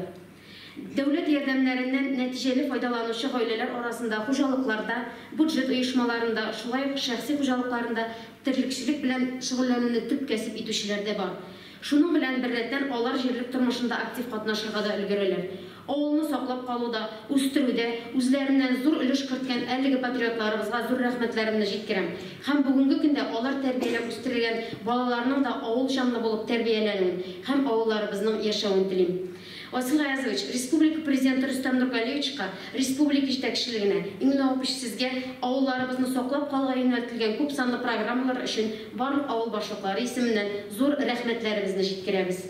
Агымдагы елда мини-ферма программасының бары тик конкурс нигезендә генә файдаланып була дигән таләп куелды. Әлеге программа авыл кешесе өчен саллы ярдәм булып тора. Шәхси секторда терлек баш саны артуда аның әһәмияте зур. Сөтчелектән нәтиҗәле табыш алып яши белгән авыл халкына юнәлдерелгән әлеге ярдәмне конкурска нигезләнеп чикләргә ярамый. Терлек асрарга теләге булган һәркем әлеге программадан файдалана алсын иде. Барлык район халкы исеменнән әлеге программалар бетмәсен, киресенчә артсын һәм камилләшсен иде дигән теләкне җиткерәм. Дәүләт программалары җирлегебезгә яңа сулыш өрде. Шат авылында заманча җиһазландырылган фельдшер-акушерлык пункты, Әтәс авылында 250 урынга җәмәгать үзәге, Иске Бикшәнтәй авылына 2000 метр озынлыкта чибен кыюл, Шат авылына 2 километр ярым арада каты өслек җәелде. Шулай ук авылларда яшәүче һәркем катнашырга мөмкин булган грантлар бар. 2019 елда Әтәс авыл китапханәсе 100 мең сум күләмендә грант отып, кирәкле җиһазлар кайтартты. Нинди генә проблема туса да, төрле чаралар оештырганда без иң беренче хуҗалык җитәкчеләренә мөрәҗәгать итәбез. Һәр вакыт ярдәмнәрен туеп, аңлашып эшлибез. Фарис Гаязовичка, Радик Рифовичка эшләрендә уңышлар, сәламәтлек, Тукай әйткәнчә яңгырда вакытында явып, җилдә вакытында исен диде дип телибез. Аеруча рәхмәтемне Алмаз холдинг компаниясе җитәкчесе Гомәров Флүн Фәһим улына җиткерәсем килә. Ул Шат авылы зиратына 240 мең сумлык материал алып, игъана ярдәме күрсәтте. Авыл егетләребез кыш дип тормадылар, салкын дип тормадылар, үзләре тиз арада кыйманы тотып, эшен башкарып чыктылар. 2020 елда халыктан 242 мең күләмендә үзара салым җыелып, республика субсидиясе белән 1 миллион 210 мең сумны тәшкил итте. Әлеге акча су чыганакларын төзекләндерүгә, өстәмә урам утларына, зиратларны карап тәртиптә тотуга, һәйкәлләр төзетүгә, авыл юлларын карап торуга тотылды. 2020 елда үзара салым җыю өчен авылларда халык җыеннары узды. Халык җыеннарда теләп катнашты һәм һәр гражданнан 500 сум акча җыярга ризалыгын белдерде. Үзара салым җыю халык катнашында күп кенә проблемаларны хәл итүдә зур әһәмияткә ия. Хөрмәтле Васил Гаязович, әлеге программа өчен президентыбыз Рөстәм Нургалиевичка аерым рәхмәт сүзләрен җиткерсәгез иде. Әлеге программаның алдагы елларда да дәвамлы булуын телибез. Шул ук вакытта үзара салымга башкарып булмаган, күп финанс чыгымлы һәм бүгенге көндә үк шишелеш сорый торган проблемабыз да юк түгел җирлектә. Шат авылында халыкка эчәргә яраклы су чыганагы юк. Әлеге проблеманы хәл итү буенча проект смета документлары әзер. Альберт Ганжаев, сез катнашкан авыл җыенында да халык мөрәҗәгатен тагын бер кат җиткерде. Без сезнең ярдәмгә ихластан өметләнәбез. 2016 года я являюсь руководителем Актанышского агрегатного завода. И сегодня представлю краткую презентацию о нашей деятельности, достижениях. Следующий слайд можно? Предприятие было организовано в 2006 году при финансовой поддержке инвестиционно-венчурного фонда Республики Татарстан. И буквально в прошлом году, в июле 2020 у нас произошла смена собственника. Мы стали одной из дочерних компаний холдинга группы компании «Рустар». Компания достаточно сильная, присутствует, базируется в городе Набережные Челны. Также работает на рынке автозапчастей более 20 лет. И мы являемся на сегодняшний день 15-й дочерней компанией данного холдинга. Дальше. Здесь основные показатели нашей деятельности за последние годы. Конкретно на этом слайде объемы наших продаж. То есть за последние 5 лет, с 2015 года, мы выросли в 2,5 раза, со 150 до 360 миллионов рублей. Если говорить конкретно по 2020 году, то, наверное, можно сказать, что это худшая динамика. Но это объяснимо тем, что у нас уже серьезное ограничение по производственным мощностям. И на этот текущий 2021 год у нас были амбициозные планы по расширению. Дальше. Так, здесь наша картина по количеству сотрудников, по численности персонала, также положительная. Я думаю, что в этом году цифру 100 человек мы перепрыгнем. Дальше. По производительности труда также динамика положительная на протяжении последних 5 лет. Опять-таки 2020 год объясним очень просто. Мы в 2020 году достаточно усиленно, вернее, прикладывали очень много сил в развитие нового продукта, в новый модельный ряд автомобилей КАМАЗ, от которых пока, естественно, никакой экономической целесообразности нет. Но мы это делаем,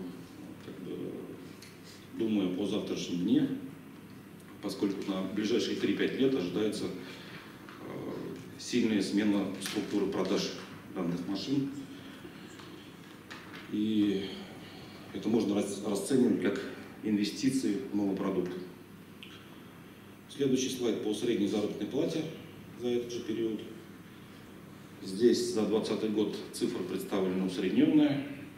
К концу года мы уже достигли цифру в 30 тысяч рублей среднюю зарплату. Дальше. Теперь по ассортименту выпускаемой продукции. Завод был создан под производство 3 изделий, представленных на слайде: кронштейн-стяжка или тормозная колодка, на автомобиле КАМАЗ 3-го поколения, конкретно 65-115. Модель достаточно старая, которая уже более 50 лет. И следующий слайд можно? На данном слайде представлена выручка за всю историю завода. И, как можно увидеть, с 2012 года по 2015 год происходит сильное снижение продаж, заказов. Вот. Это связано с 2 основными причинами. Первая из которых – общее падение спроса и, так сказать, усиленная работа КАМАЗа по разработке новых моделей, то есть происходит замещение 3-го поколения машин на 4-е поколение, на котором прежде Актанышский агрегатный завод не присутствовал. И в 2015 году, как видно, мы достигли критической отметки 150 миллионов рублей, при которой уже дальнейшая работа была невозможна. В этот период нужно было принимать какие-то перспективные решения, как двигаться и куда двигаться дальше. Вот, поэтому ожидать дальнейшее восстановление старых машин, что они пойдут в рост очень маловероятно. Было решено расширение ассортимента выпускаемой продукции и именно присутствие в разных моделях. С чего мы начали? Это одна из самых распространенных машин на сегодняшний день, магистральный КАМАЗ 4-го поколения, или К4, как принято называть, модель 5490. Я думаю, что все его видели на дорогах. В 2017-2018 годах было освоено 2 изделия на данную модель, достаточно серийных и перспективных, и производственных на сегодняшний день. Дальше. Та же модель, но уже в 2020 году мы освоили еще 3 позиции. Хочется отметить, что мы единственные поставщики на конвейер по указанным изделиям. Дальше. Еще одна модель, несмотря на то, что поколение 3-е, тяжелый ряд машин грузоподъемностью свыше 25 тонн, но которая на сегодняшний день не имеет, так сказать, альтернативы. Спрос достаточно высок. В 2018 году было освоено 3 изделия. Следующая модель. Также тяжелый ряд. В 2018-2017 годах было освоено 3 изделия на данный вид автомобилей. На данную машину ставились очень хорошие перспективы, но пока серийной моделью назвать сложно, объемы достаточно невысоки, но для имиджа, ассортимента перспективно. Дальше. Здесь мы перешли уже к одной из новейших моделей, которая в серию вышла во второй половине прошлого года. Также магистральный тягач, но уже 5-го поколения, 54901. Вот. С КАМАЗом мы договорились по 3 позициям, что мы будем единственными поставщиками на данную модель. Это единственная серийная модель, выпускающая на сегодня порядка 100 и более машин 5-го поколения, которые редко, но можно встретить уже на дорогах нашей страны. Дальше. Следующая машина 659. Буквально, наверное, в середине прошлого года мы освоили 3 изделия. Объем производства буквально штучный. Она, можно сказать, во второй половине прошлого года прошла испытания. Серии пока нет, но в ближайшие 2-3 года ожидается по ней существенный рост. Очень большие надежды на данный модельный ряд возлагаются. Далее. Самосвалы нового поколения тяжелого ряда. Опять-таки это замена, это альтернатива предыдущему, как на предыдущих слайдах были машины 3-го поколения. Они проходят буквально только испытания. Даже можно дальше пролистать, там еще да, вот они, определенная модификация.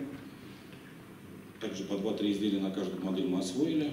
И ожидаем начала продаж серийного производства в этом году с дальнейшей перспективой увеличения. Кеңешмәдә Владимир Владимирович Путин һөнәри белем бирү оешмалары алдына зур бурычлар һәм максатлар куеп түбәндәге фикерләрне җиткерде. Һөнәри белем бирү системасын яңарту, эшче һөнәрләргә әзерләүгә алдынгы карашлар кертү, һөнәргә өйрәтү өчен иң алдынгы укыту һәм җитештерү мәйданнары булдыру, ул илнең социаль-икътисади үсешенә, халыкның тормыш сыйфатын һәм реаль көннәрен күтәрү өчен төп фактор булып тора. Бүгенге актаныш технология техника менә шул таләпләргә масатларга ирешә алырлык. Яхшы сыйфатта һөнәри белем бирә алырлык уку йорты булып тора. Актаныш технология техникумы республиканың авыл хуҗалыгы юнәлешендәге 16 урта махсус белем бирү уку йортларының берсе булып тора. 2013 елда ресурс үзәк статусына ия булды. Ресурс үзәк статусы һәм капиталь ремонт техникумы йөзен үзгәртте, белем бирү сыйфатын яхшыртып, рейтингын күтәрде. Елдан-ел укучылар саны арта һәм быелгысы елда 420 студент һөнәри белем ала. Актаныш технология техникум ресурс үзәк буларак халыкара стандартларга нигезләнеп укытуны максат итеп куя. Бүгенге көндә техникумда топ 50-ка кергән авыл хуҗалыгы машинаны ремонтлаучы һәм киләүче, авыл хуҗалыгы электроструктура ветеринария, икътисад һәм бухгалтер хисабы белгечлектәрен әзерли. 21 елдан техникумыбызда топ 50 белгечлеклегенә кергән поварлык һәм кондитерлык эше, 22 елда мәгълүмати системалар һәм программалаштыру белгечлекләрен үзләштерә башлаячак. Мақсатыбыз үзебезнең район укучыларын яңа белгечләр, яңа сыйфатлы белем, һөнәргә өйрәтү майданнары булдырып, Актаныш техникумына укырга җәлеп итү. Хәзерге вакытта 9нчы сыйныф укучыларының 40-50%-ны безгә укырга килә. 30% 10-11 сыйныфта дәвам итсә, калган процентлары читтәге урта һөнәри белем уку йортларын сайлый. Информацион технологиянең яшен тиздә белән үзгәрүе, шулай икътисадның башка тармакларын зур темпла белән үсүе районның социаль-экономик үсешендә техникумның стратегиясен билгеләү зарур булды. Шул максаттан 20 елда КФУ университеты белән берлектә Актаныш технология техникум үсеш стратегиясе программасы төзелде. Программаның авторлары Актаныш муниципаль башлыгы Фаттах Энганович, Казан федераль университеты һәм Актаныш технология техникумы. Үсеш стратегиясе техникум рейтинг үстерү сыйфатлы һөнәри белем бирү, Актаныш районы хезмәт базарының авыл хуҗалыгы эшче кадрлары белән шикләнмичә, районның башка тармакларына да эшче кадрлар әзерләү максат итеп куелды. Программаны эшләгән вакытта Рәсәй, Татарстан күләмендә зур уңышка ирешкән техник көллиятләр IT-лицей Иннополис, КФУ базаларында өйрәнү сессиялары үткәрелде. КФУ ректоры Гафур Мишадрәфкә тулы шәхсән үзе техникум эшчәнлеге белән танышты. Яршалы инженер институты, мәгълүмати технологиялар һәм интеллектуаль системалар институтлары белән хезмәттәшлек турында үзара килешүгә кул куелды һәм алдагы хезмәттәшлекне үстерүгә планнар билгеләнде. Районга яңа инвесторлар килү, ягъни Актаныш сөт комбинаты, Актаныш агрегат заводтан эшчәнлектән киңәю, бу оешмаларның кадрларга мохтаҗлыгын күрсәтте. Техникум әлеге оешмалар белән берлектә эшче кадрлар белән тәэмин итү буенча юл картасы булдырды. Әлеге юл картасы техникумда сөт продукцияларын җитештерү буенча техник технологлар һәм программалар идарә итү станок операторларын әзерләү буенча махсус стаханәләр, лабораториялар, кабинетлар җиһазландырып, һөнәри белем бирү буенча күләмле эшләр күздә тотыла. Бу яңа төр һөнәрләр райондашларыбызны югары хезмәт хакы белән тәэмин итү мөмкинлеген бирер. Районның социаль-экономик үсешенә йогынты ясар дип уйлыйбыз. Актаныш техникум уку сыйфатын яхшырту, шулай чыгарыш сыйфаттарын киләчәген билгеләү өчен алыгы белемнән югары уку йортларын дәвам итү мөмкинлеген тудыру максатына Казан авыл хуҗалыгы университеты, Казан ветеринария академиясе, Тбилиси исемендәге Казан инновацион университетлары белән үзара хезмәттәшлек турында килешүләр төзелде.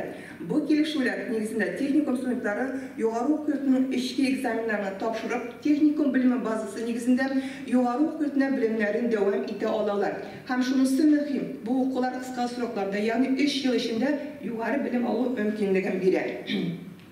Техникум ресурс үзәк буларак демонстрацион экзамен имтиханнар үткәрү мәйданында булып тора. Демонстрацион имтихан ул урта һөнәри белем тамамлаучыларның үз компетенцияләрендә белем дәрәҗәсен, һөнәри осталык һәм күнекмәләрен халыкара таләпләргә туры китереп, практикада күрсәтү, ягъни урта һөнәри белем бирү программалары буенча дәүләт йомгаклау аттестация формасында.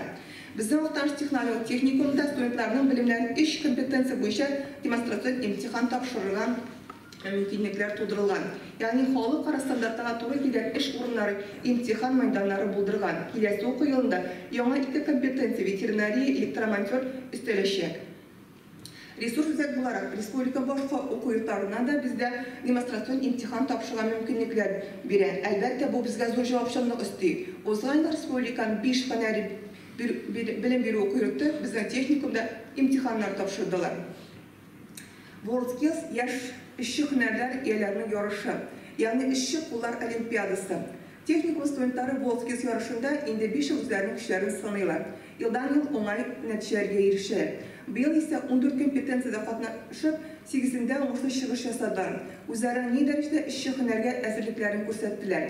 Иң сөенечлесе авыл хуҗалыгы машиналарын көйләү һәм ремонтлау компетенциясендә Төбәгара этабында 4-нче курс студенты Хабибуллин Искәндәр 1-нче урын яулады. Рәсәй күләм ярыш этабында аңа уңышлар телибез.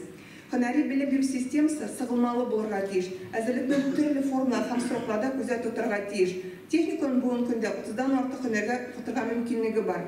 Техникум студентлары үзләрендә уку дәврендә ким дигәндә өстәмә 4 һөнәр үзләштереп чыгарга мөмкиннәр. Узган ел 715 райондашыбыз безнең уку йортында өстәмә белем үзләштерде. Техникум эшкә өндәүче үзәк буларак район мәктәп укучылары белән тыгыз элемтәдә эшли. Профдебют конкурсы, мәктәп укучылары арасында яшь һөнәрчеләр ярышы, файдалы каникуллар, мәктәп балалар өчен технология дәресләрен үткәрү базасы буларак яшь оста проектлар мәктәп яшеннән укучыларыбызга һөнәр сайлауда мөмкинлекләр бирә. Техникумна алдайты да мөмкинлектен шығып, районның корпоратив университеті бұлырдай тулы мөмкинлігі бар. Корпоратив университет ол райондағы мектепке шейіштегі балалардан алып, райондағы барлық түрі ұйышмаларда ішілерге білім көтерген башқа хөнәри оқулар ұйыштырылар өзегі деп аталам. Техникумның бүгін күнде материал техник базасы юғары зауқлы капитал ремонты ол әлбәтте район башта ең күшінің тырышлығы білән башқарылған. Районның зор байлығы болып тұра. Бек зор рахмет ең сізге шушының үші һәм техникум язмышы білән һәр вақыт қызықсынып, бізге яңа мақсаттар қойып, мақсаттарымызны шыңа ұшуда ярдәм итүгізге. Хәзер шундый заманда яшибез, технологиялар яшен тезлеге белән үзгәрә. Кичә яңа булган техниканы бүген бөтенләй башка заман техникасы алыштыра. Укыту, һөнәргә өйрәтү, иң алдынгы укыту һәм җитештерү базасында алып барылырга тиеш. Актаныш технология техниканың материал техник, ягъни машина, трактор һәм техника базасын яңарту бурычы тора.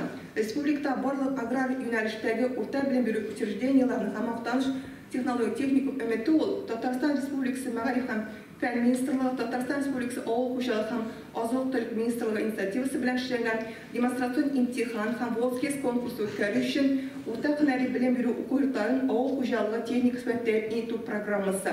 Бу программа Татарстан президенты тарафыннан расланды, ләкин вазгыятькә бәйле вазгыятькә бәйле рәвештә туктатылды.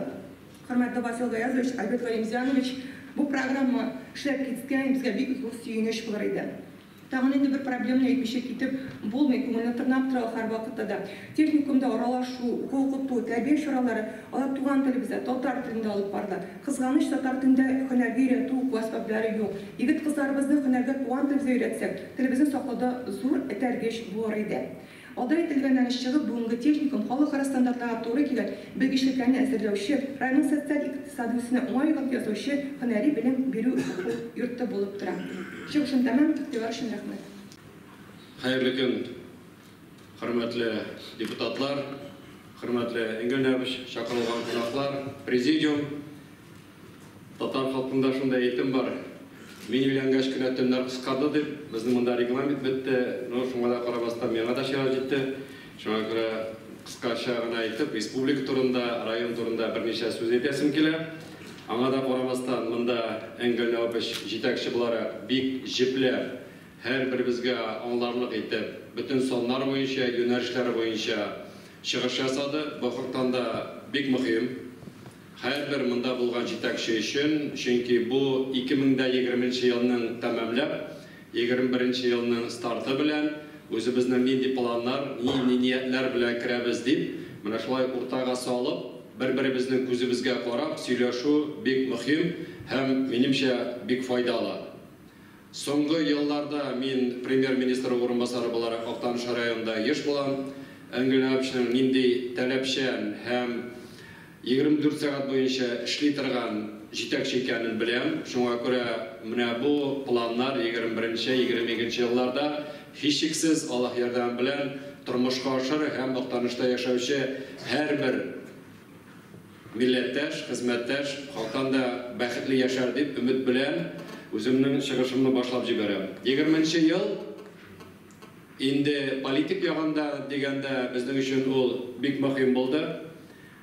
2015 елда безнең президентыбыз Рөстәм Нургалиевич указ кабул итте һәм без инде республика күләмендә, федераль республика күләмендә инде Татарстанның 100 еллыгына әзерләнә башладык.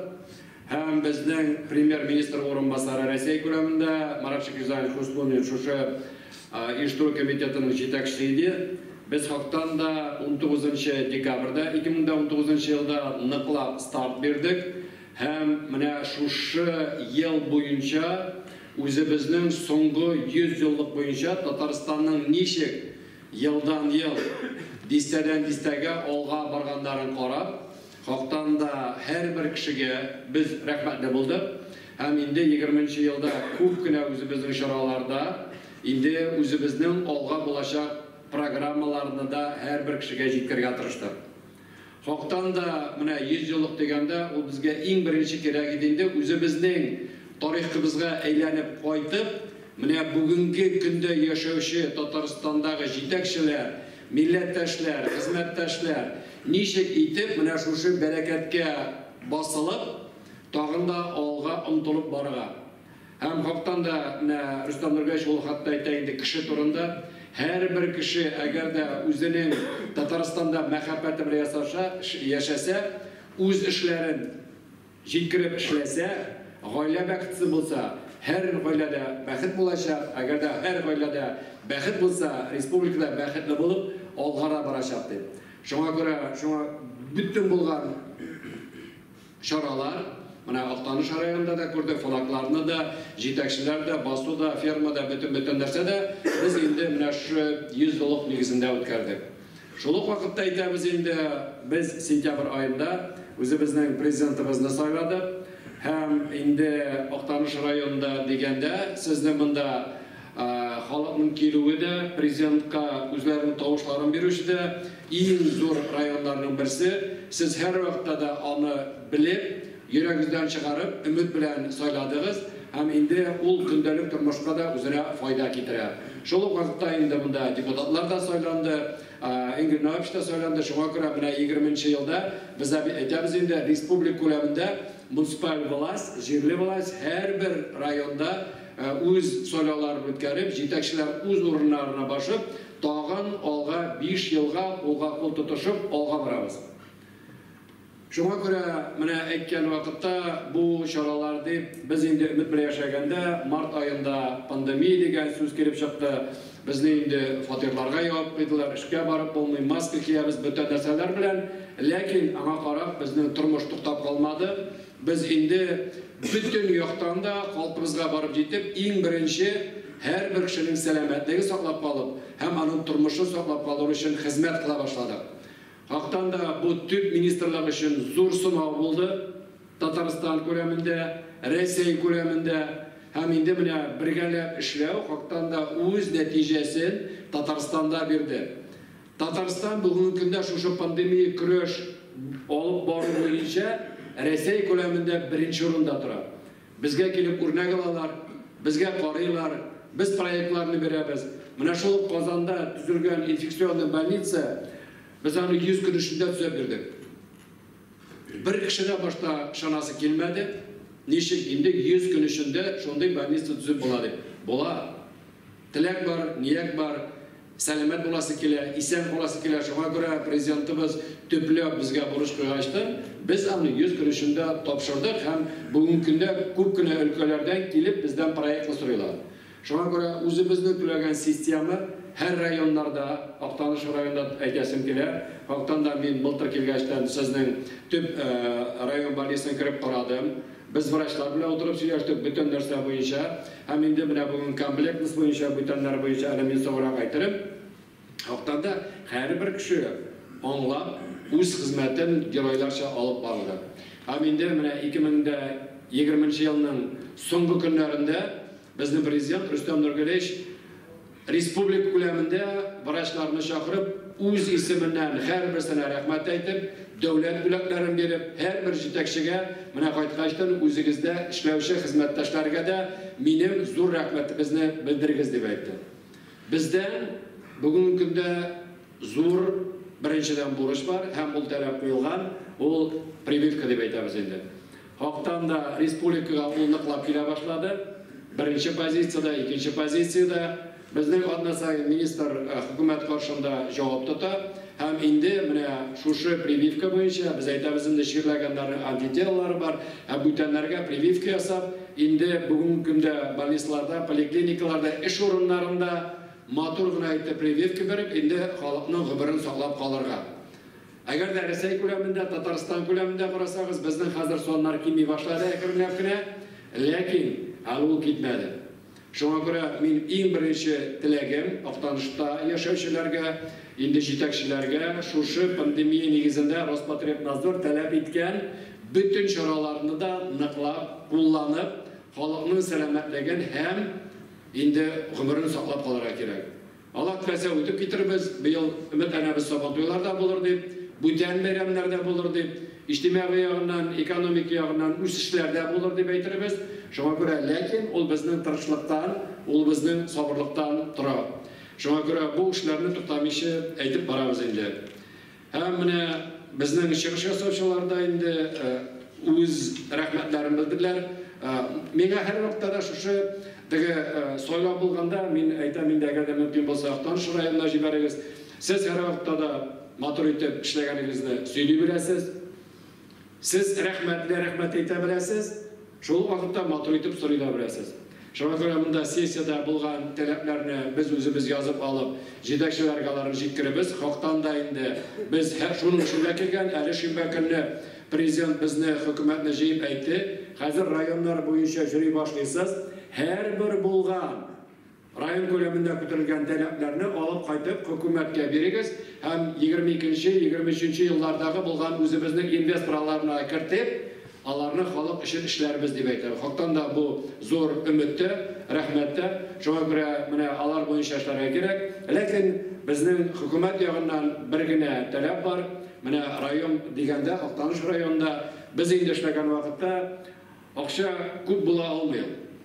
Ничек кенә күп булса да, таләпләр көннән-көн арта, җиткереп булмаячак. Ләкин бар район җитәкчесе Эмгән Апыш, шуңа күрә ул политик яктан инде дилбегә тоткан кебек карарга тиеш. Бакчаларны мондамы кертергә. 100% аны бары җиткереп булмаячак. Шуңа күрә теге авыл хуҗалыгында кебек эшләгән кебек. Хәзер инде теге торба булгач, тимер булгачтан бәләкәй чакта агач булганда быел капка ясыйсың, 2нче елга кыйммат тотасың, 3нче елга сарай төйсең, бысын төйсең, круг бетеп чыккач кына уф дигәчтән уже кыйммат эшләй башлый, тагын киттең круг белән. Шуңа күрә тормышта шулай бара. Монда да әйтәбез инде, менә шулай аңлашылып, бер-беребезнең күзебезгә карап, ана рейтинглар. Без монда кирдек күргәзмәгә, бик матур рейтинг. Без аны уже күптән эшләргә өйрәндек. Яшел, сары, кызыл. Һәр берсе кызылдан тизрәк чыгып качып сарыга менергә тиеш, сарыда булганнар өмет белән тизрәк менергә тиеш яшелгә. Ул объектив булырга тиеш, гадел булырга тиеш. Кеше аны күреп торырга тиеш. Әгәр дә инде җитәкче аңа карап аңламый икән тарихи яктан, без килеп аңлатырга тиешбез, ярдәм итәргә тиешбез, барыбыз да шушы кызыл зонадан чыгарга тиешбез. Бәлки җитәкченең гаибе дә юктыр. Аны кичә генә куйганнар, бер ел гына тарихи килеп чыккан, әҗәтләре калган, җир шундый килгән техника, аны 2 ел, 5 ел эчендә генә эшләп битереп булмый. Ләкин ел сайын динамика булырга тиеш. Тарихи Актаныш районы Кояш сездән беренче чыга башлый.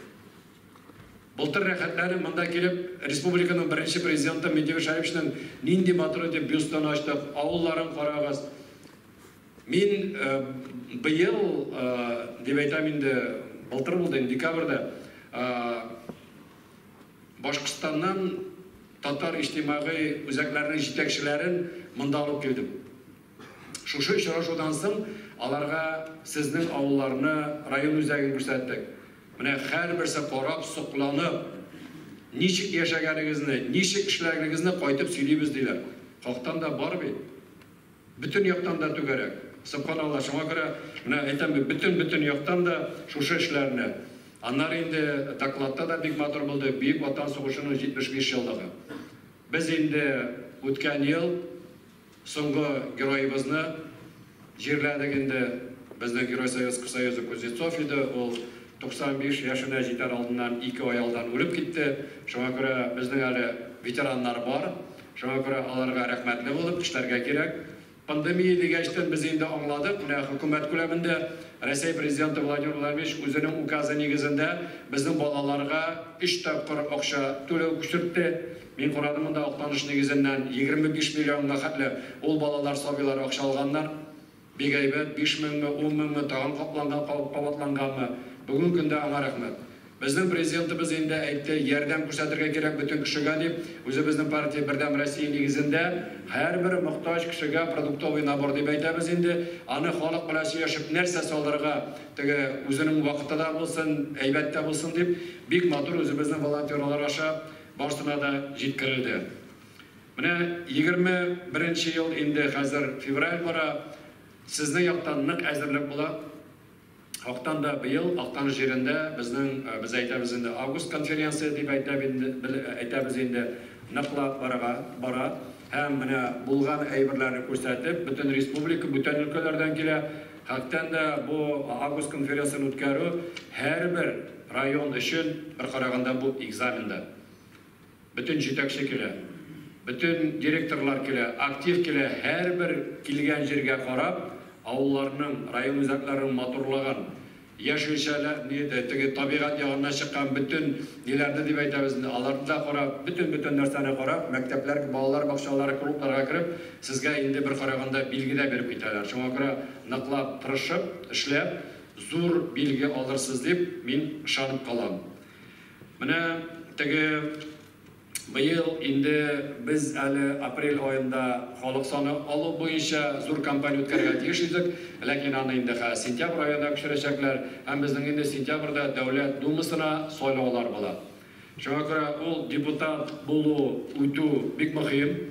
Менә Альберт әфәнде утыра, теге кино караганда да, сөйләшкән вакытта да ул сезнең депутат, bütün бер яктан үткән, белеп тора, авторитетлы депутат. Шуңа күрә аның мөмкинлекләрен карап бетереп, аның аша ярдәм алырга кирәк, закон кабул итүме, ярдәм итүләрме. Шуңа күрә менә чыгыш ясаучы булды бит инде. Әгәр дә авыл җирлекләрендә без конкурс аша бирә башлыйбыз икән, кая барып җитәргә дип чөнки яза белергә кирәк, отчет бирә белергә кирәк. Ул бәләкәй системалар үзгәрелә, ләкин без белеп торырга тиешбез. Бүгенге көндә бюджетның һәр сумма буенча без отчет тотабыз. Шуңа күрә аны сыйфат белән дөрес җиргә биреп, аннан без инде нәтиҗәдә күрергә тиешбез. Шуңа күрә менә былтыр 3нче ел, кемдер әйтә инде 10 ел балай гына андый вакытлар үтеп бетте. Шуңа күрә әгәр дә бу хактан да закон нигезендә, иң беренче безне саклау нигезендә, чөнки әйтәбез коррупция турында. Икенче караганда инде бюджет акчасын, аны бит налог төләп алынган акчаны сыйфат белән җиргә биргәндә, аның нәтиҗәсе дә булырга кирәк. Шуңа күрә моны уйлап бетерергә кирәк. Минемчә, әгәр дә инде түгәрәк стәрләр үткәреп бөтен нәрсә андый карар кабул ителә икән, аның буенча эшләргә дә өйрәнергә кирәк. Менә без соңгы елларда инде үзебезнең теге регион продукт буенча дип әйтәбез инде өйрәнеп беттек. 2 триллионнан артык. Былтырда инде безнең 2 триллионда 400 миллиард булды республика нигезендә. Аннан инде республиканың һәрбер районның үзенең бюджеты чыга. Менә инде субханалла былтыр иң зур теге рекорд дип әйтәбез инде бөртекләрне җыю буенча 5 миллион алдык булды. Хактан да бу Татарстанның 100 еллыгына зур бүләк булды. Авыл эшмәкәрләреннән икенче караганда без Татарстанның 100 еллыгы дигән будай сортында регистрировать иттек инде. Шуңа күрә инде актанышлар бу эш буенча сез бик әйбәт барасыз. 180 мең тоннадан артык уңыш җыелган, республика күләмендә инде 8нче урында. Шул вакытта без әйтәбез инде менә доходлар һәм теге һәрбер кеше бит күпме генә налог дисәң дә, былай дисәң дә, иң беренчесе үзенең кишәсенә күпме кергән, шуның белән карый. Хезмәт хакы дип әйтәбез. Менә хезмәт хакы нигезендә инде ул сезнең саннар республика күләменнән түбән һәм иңгенәбиш дөрес әйтте, менә карагыз әле дип. Һәм хезмәт хакы дигәндә, алга бару дигәндә берничә логик теге җип кебек тезелеп чыга. Менә беренче караганда мин отчет насталдым. 2000 елда сезнең районда яшәгән 32 меңдә 188 мең кеше. 20 елда ул бетә 29384. 20 ел эчендә 3000 кешедән кимегән район. 10%. Мин аңлыйм инде Шаллы, Казан, Присовск кебек яшьләрне сура, белгечләрне сура, ләкин бит менә карап торабыз. Мондагы матурлык яшәү нигезендә бөтен нәрсә ансы да бар. Шуңа күрә теге хезмәт хакы иң мөһим әйберләрнең берсе. Шуңа күрә авыл хуҗалыгы, менә Энгелдә шактан да дөрес дип әйтте. Бу бит инде карагыз инде, монда шуны хезмәт хакы, монда шуны хезмәт хакы. Аңлап бетергә кирәк. Монда бүген инде теге мин уйламыйм, теге серый зарплата турында бара дип. Мохтаҗлыктан бу килештәр, ләкин барсы ягында карап бетергә кирәк. Шуңа менә хезмәт хакы дип әйтәбез, аннары мин карап торам. Теге аңлап булмый, ЖКХ буенча 2019 елда 95% җыю булган, былтыр булган 96%. Мин бу шәмәхәтле шалда эшләдем. Безнең шаллада ай сайын җыелу, ул хезмәт хакы буенча ЖКХ төләү буенча 99% иде. Ярты миллионлык шәһәр. Уртача шәһәр белән чыга торган тоже 99%. теге элекке булган бурычлар белән без %2, %3% бирәйдек әле. Анда кичкенә генә районда 96% аңлап булмый. Бәлки менә хезмәт хакы дигәндә аның да ни бардыр. Яшьләрне карап бетерергә кирәк. Яшьләр арасында әгәр дә инде ул пенсиядә икән, 14-15 мең тулай икән апа, яки абый, балалары бармы, юкмы, анда мохтаҗ. Просто монда аналитика сорай кирәк. Сезнең бит инде бу һәр вакытта да бара. 97, 95, 96. Ул дөрес түгел, бу бит развитие дигәндә менә Энгель әпшә әйтте, суда кирәк, бысында кертергә, бысында алар бит күбесе инвестицион программа белән мондан бара. Аннары министр да күрә моны, бүтәннәр дә күрә. Уйлап бетерегез, бу монда ниндидер хата бар, эшләп бетерелмәгән. Әгәр дә халыктан да мохтаҗ кешеләр бар икән, түли алмыйча, күп балалымы, яки ветеранны, бүтән нәрсә халыктан да пенсия буенча, безнең бит теге благотворительләр бар, депутатлар арасында, җитәкчеләр арасында. Килегез дә, ана хәзер ни була, тиздән безнең Корбан бәйрәме, ул вакытларда Аллаһ яныннан кабул итер. Барыгыз да ябып куйыгыз да, рәхмәт. Ул да сезгә рәхмәтле булыр. Сез дә рәхмәтле булыр. Отчет та бәләкәй генә булыр. Шуңа күрә җәмәгать карап бетергә кирәк, бу әйберләрне. Минем теге чыгыш ясагында зур саннар бар иде. Менә тагын әйтәсем килә, Энгель бик матур итеп һәрберсен күрсәтте. Шуңа күрә инде һәрбер республика күләмендәге программаларда. Менә бүгенге көндә безнең президентның 50 программасы бар. Аның буенча 54 миллиард. Һәрбер район шуның өчен ярышып, үзенә алып, шушында эшли. Икенче караганда без икенче елга ничек кенә авырылмасын дип, былтыр икенче елга дигәндә 21 елга тагын 50 миллиард шушы инвестицион программалар буенча бирдек. Актаныш районы инде аларны алып, бик матур эшли. Юллар да бар, капиталь ремонтлар да бар, балалар бакчасылар да бар, мәктәпләр да бар, больницалар да бар, бүтән нәрсә бар. Шуңа күрә инде минем төп теләк шушы алган финанслар буенча бик матур гына итеп эшләргә кирәк. Аннары инде тагын әйтәсем килә, бу малый средний бизнес дибез инде. Хактан да кайбер районнарга бик авыр аны алып бару. Сез авыл хуҗалыгы районы булып барасыз, ләкин монда республика күләмендә 30-нчы урын инде. Менә сезнең чыгыш ясаган безнең җитәкчебез бик матур КамАЗ белән сөйләгән эшләрен күрсәтте. Шуңа күрә монда карап бетергә кирәк. Нәрсә ягыннан кирип, бер караганда 2 промплощадка бар, бер промплощадка, бер парк бар.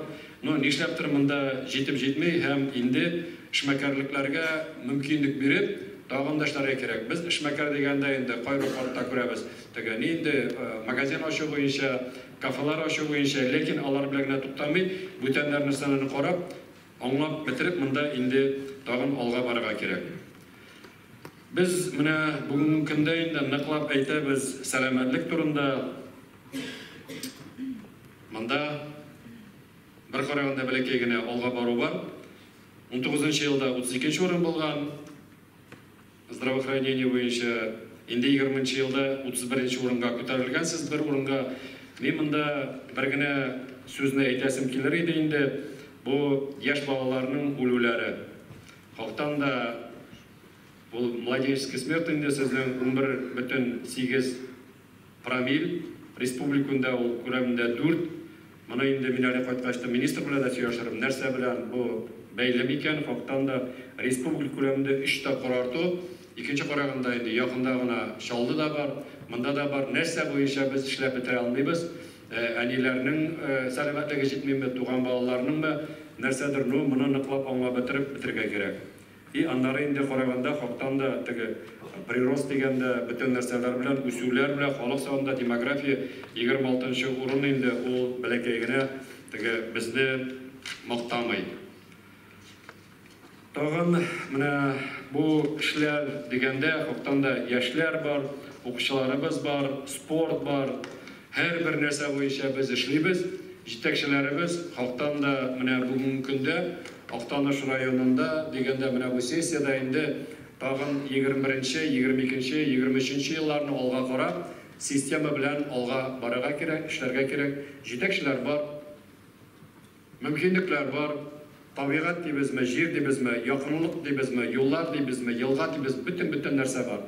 Шуңа күрә инде мин иң беренче сезгә 2020 елда бергәләп шулай эшләгән өчен бик зур рәхмәтемне белдерәсем килә.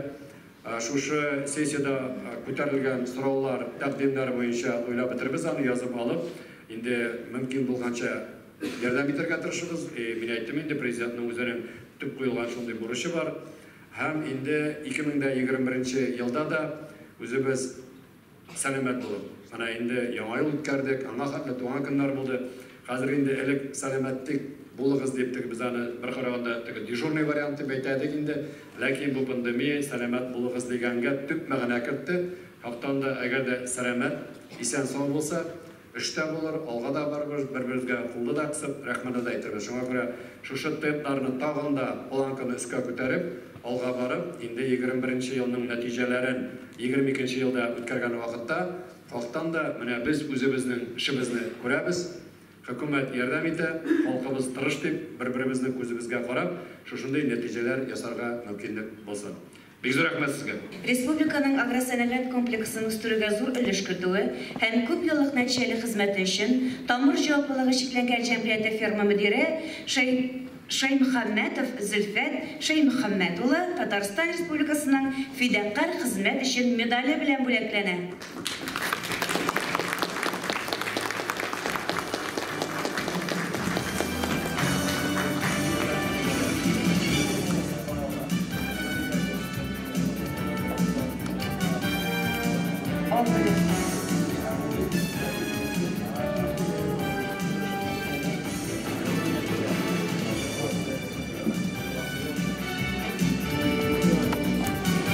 Республиканың социаль-икътисади үсешенә өлеш кертүе һәм күп еллык нәтиҗәле хезмәт өчен Ресурс холдинг җылылык энергетика ассоциациясе генераль директорының икътисад һәм финанслар буенча урынбасары Хәйруллина Әнисә Фәрзетдин кызы Татарстан Республикасының атказанган икътисадчысы дигән мактаулы исем бирелә.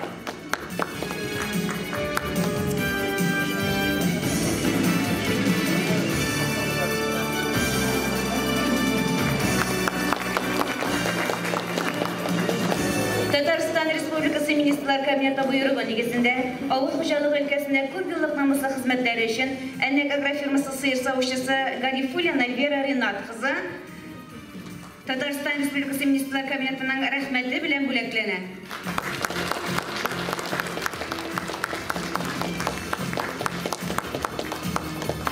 Шулай ук Татарстан Республикасы Министрлар Кабинетының рәхмәте белән Чишмә җаваплылыгы шикләнгән җәмгыяте бозау караучысы Хөсни Марданова Гөлчәчәк Нургали кызы бүләкләнә.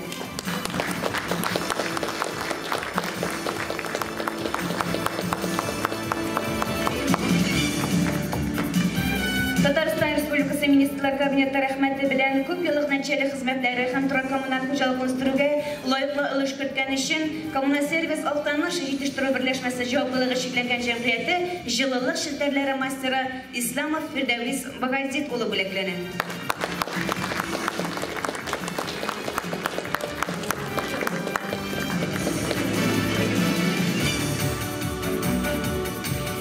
Күп еллык нәтиҗәле хезмәтләре һәм җирлек үзидарәне үстерүгә лаеклы өлеш керткән өчен Яңа Әлем авылы сәркәтибе Шәрипова Фәния Назифҗан кызы Татарстан Республикасы муниципаль берәмлекләре советы ассоциациясенең рәхмәт хаты белән бүләкләнә.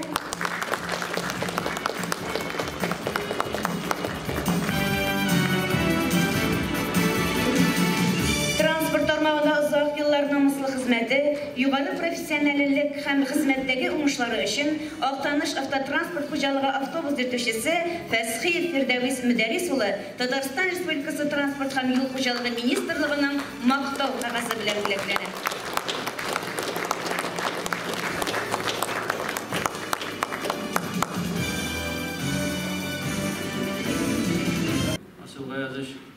Hörmətli deputatlar, bizə bugungi qarar məsələ boyunca qarar qəbul etərək kerak. Var təqdim qarar proyektini tullandırığa. Asıl ayasının çıxışı boyunca həmana qədər olan çıxış yasavçılarının təqdimlərini isk alıb həm tolusunca qəbul etərək degan kimdə kim şu fikirə kilişə şu deputatdan qədər təvuş verilən sırar idim. Şərəqiz, qarşılar, bir taraflar yox. Bir tavuşdan hörmətli deputatlar, şunun bilan bizning kun tartibine qo'yilgan qaralası məsələlər qaralıb bitdi. Ruxsat etdiniz. Tanış Municipal Rayon Sovetinin 4-cü çağırış 7-ci oturuşun yavaq dep bildirgan.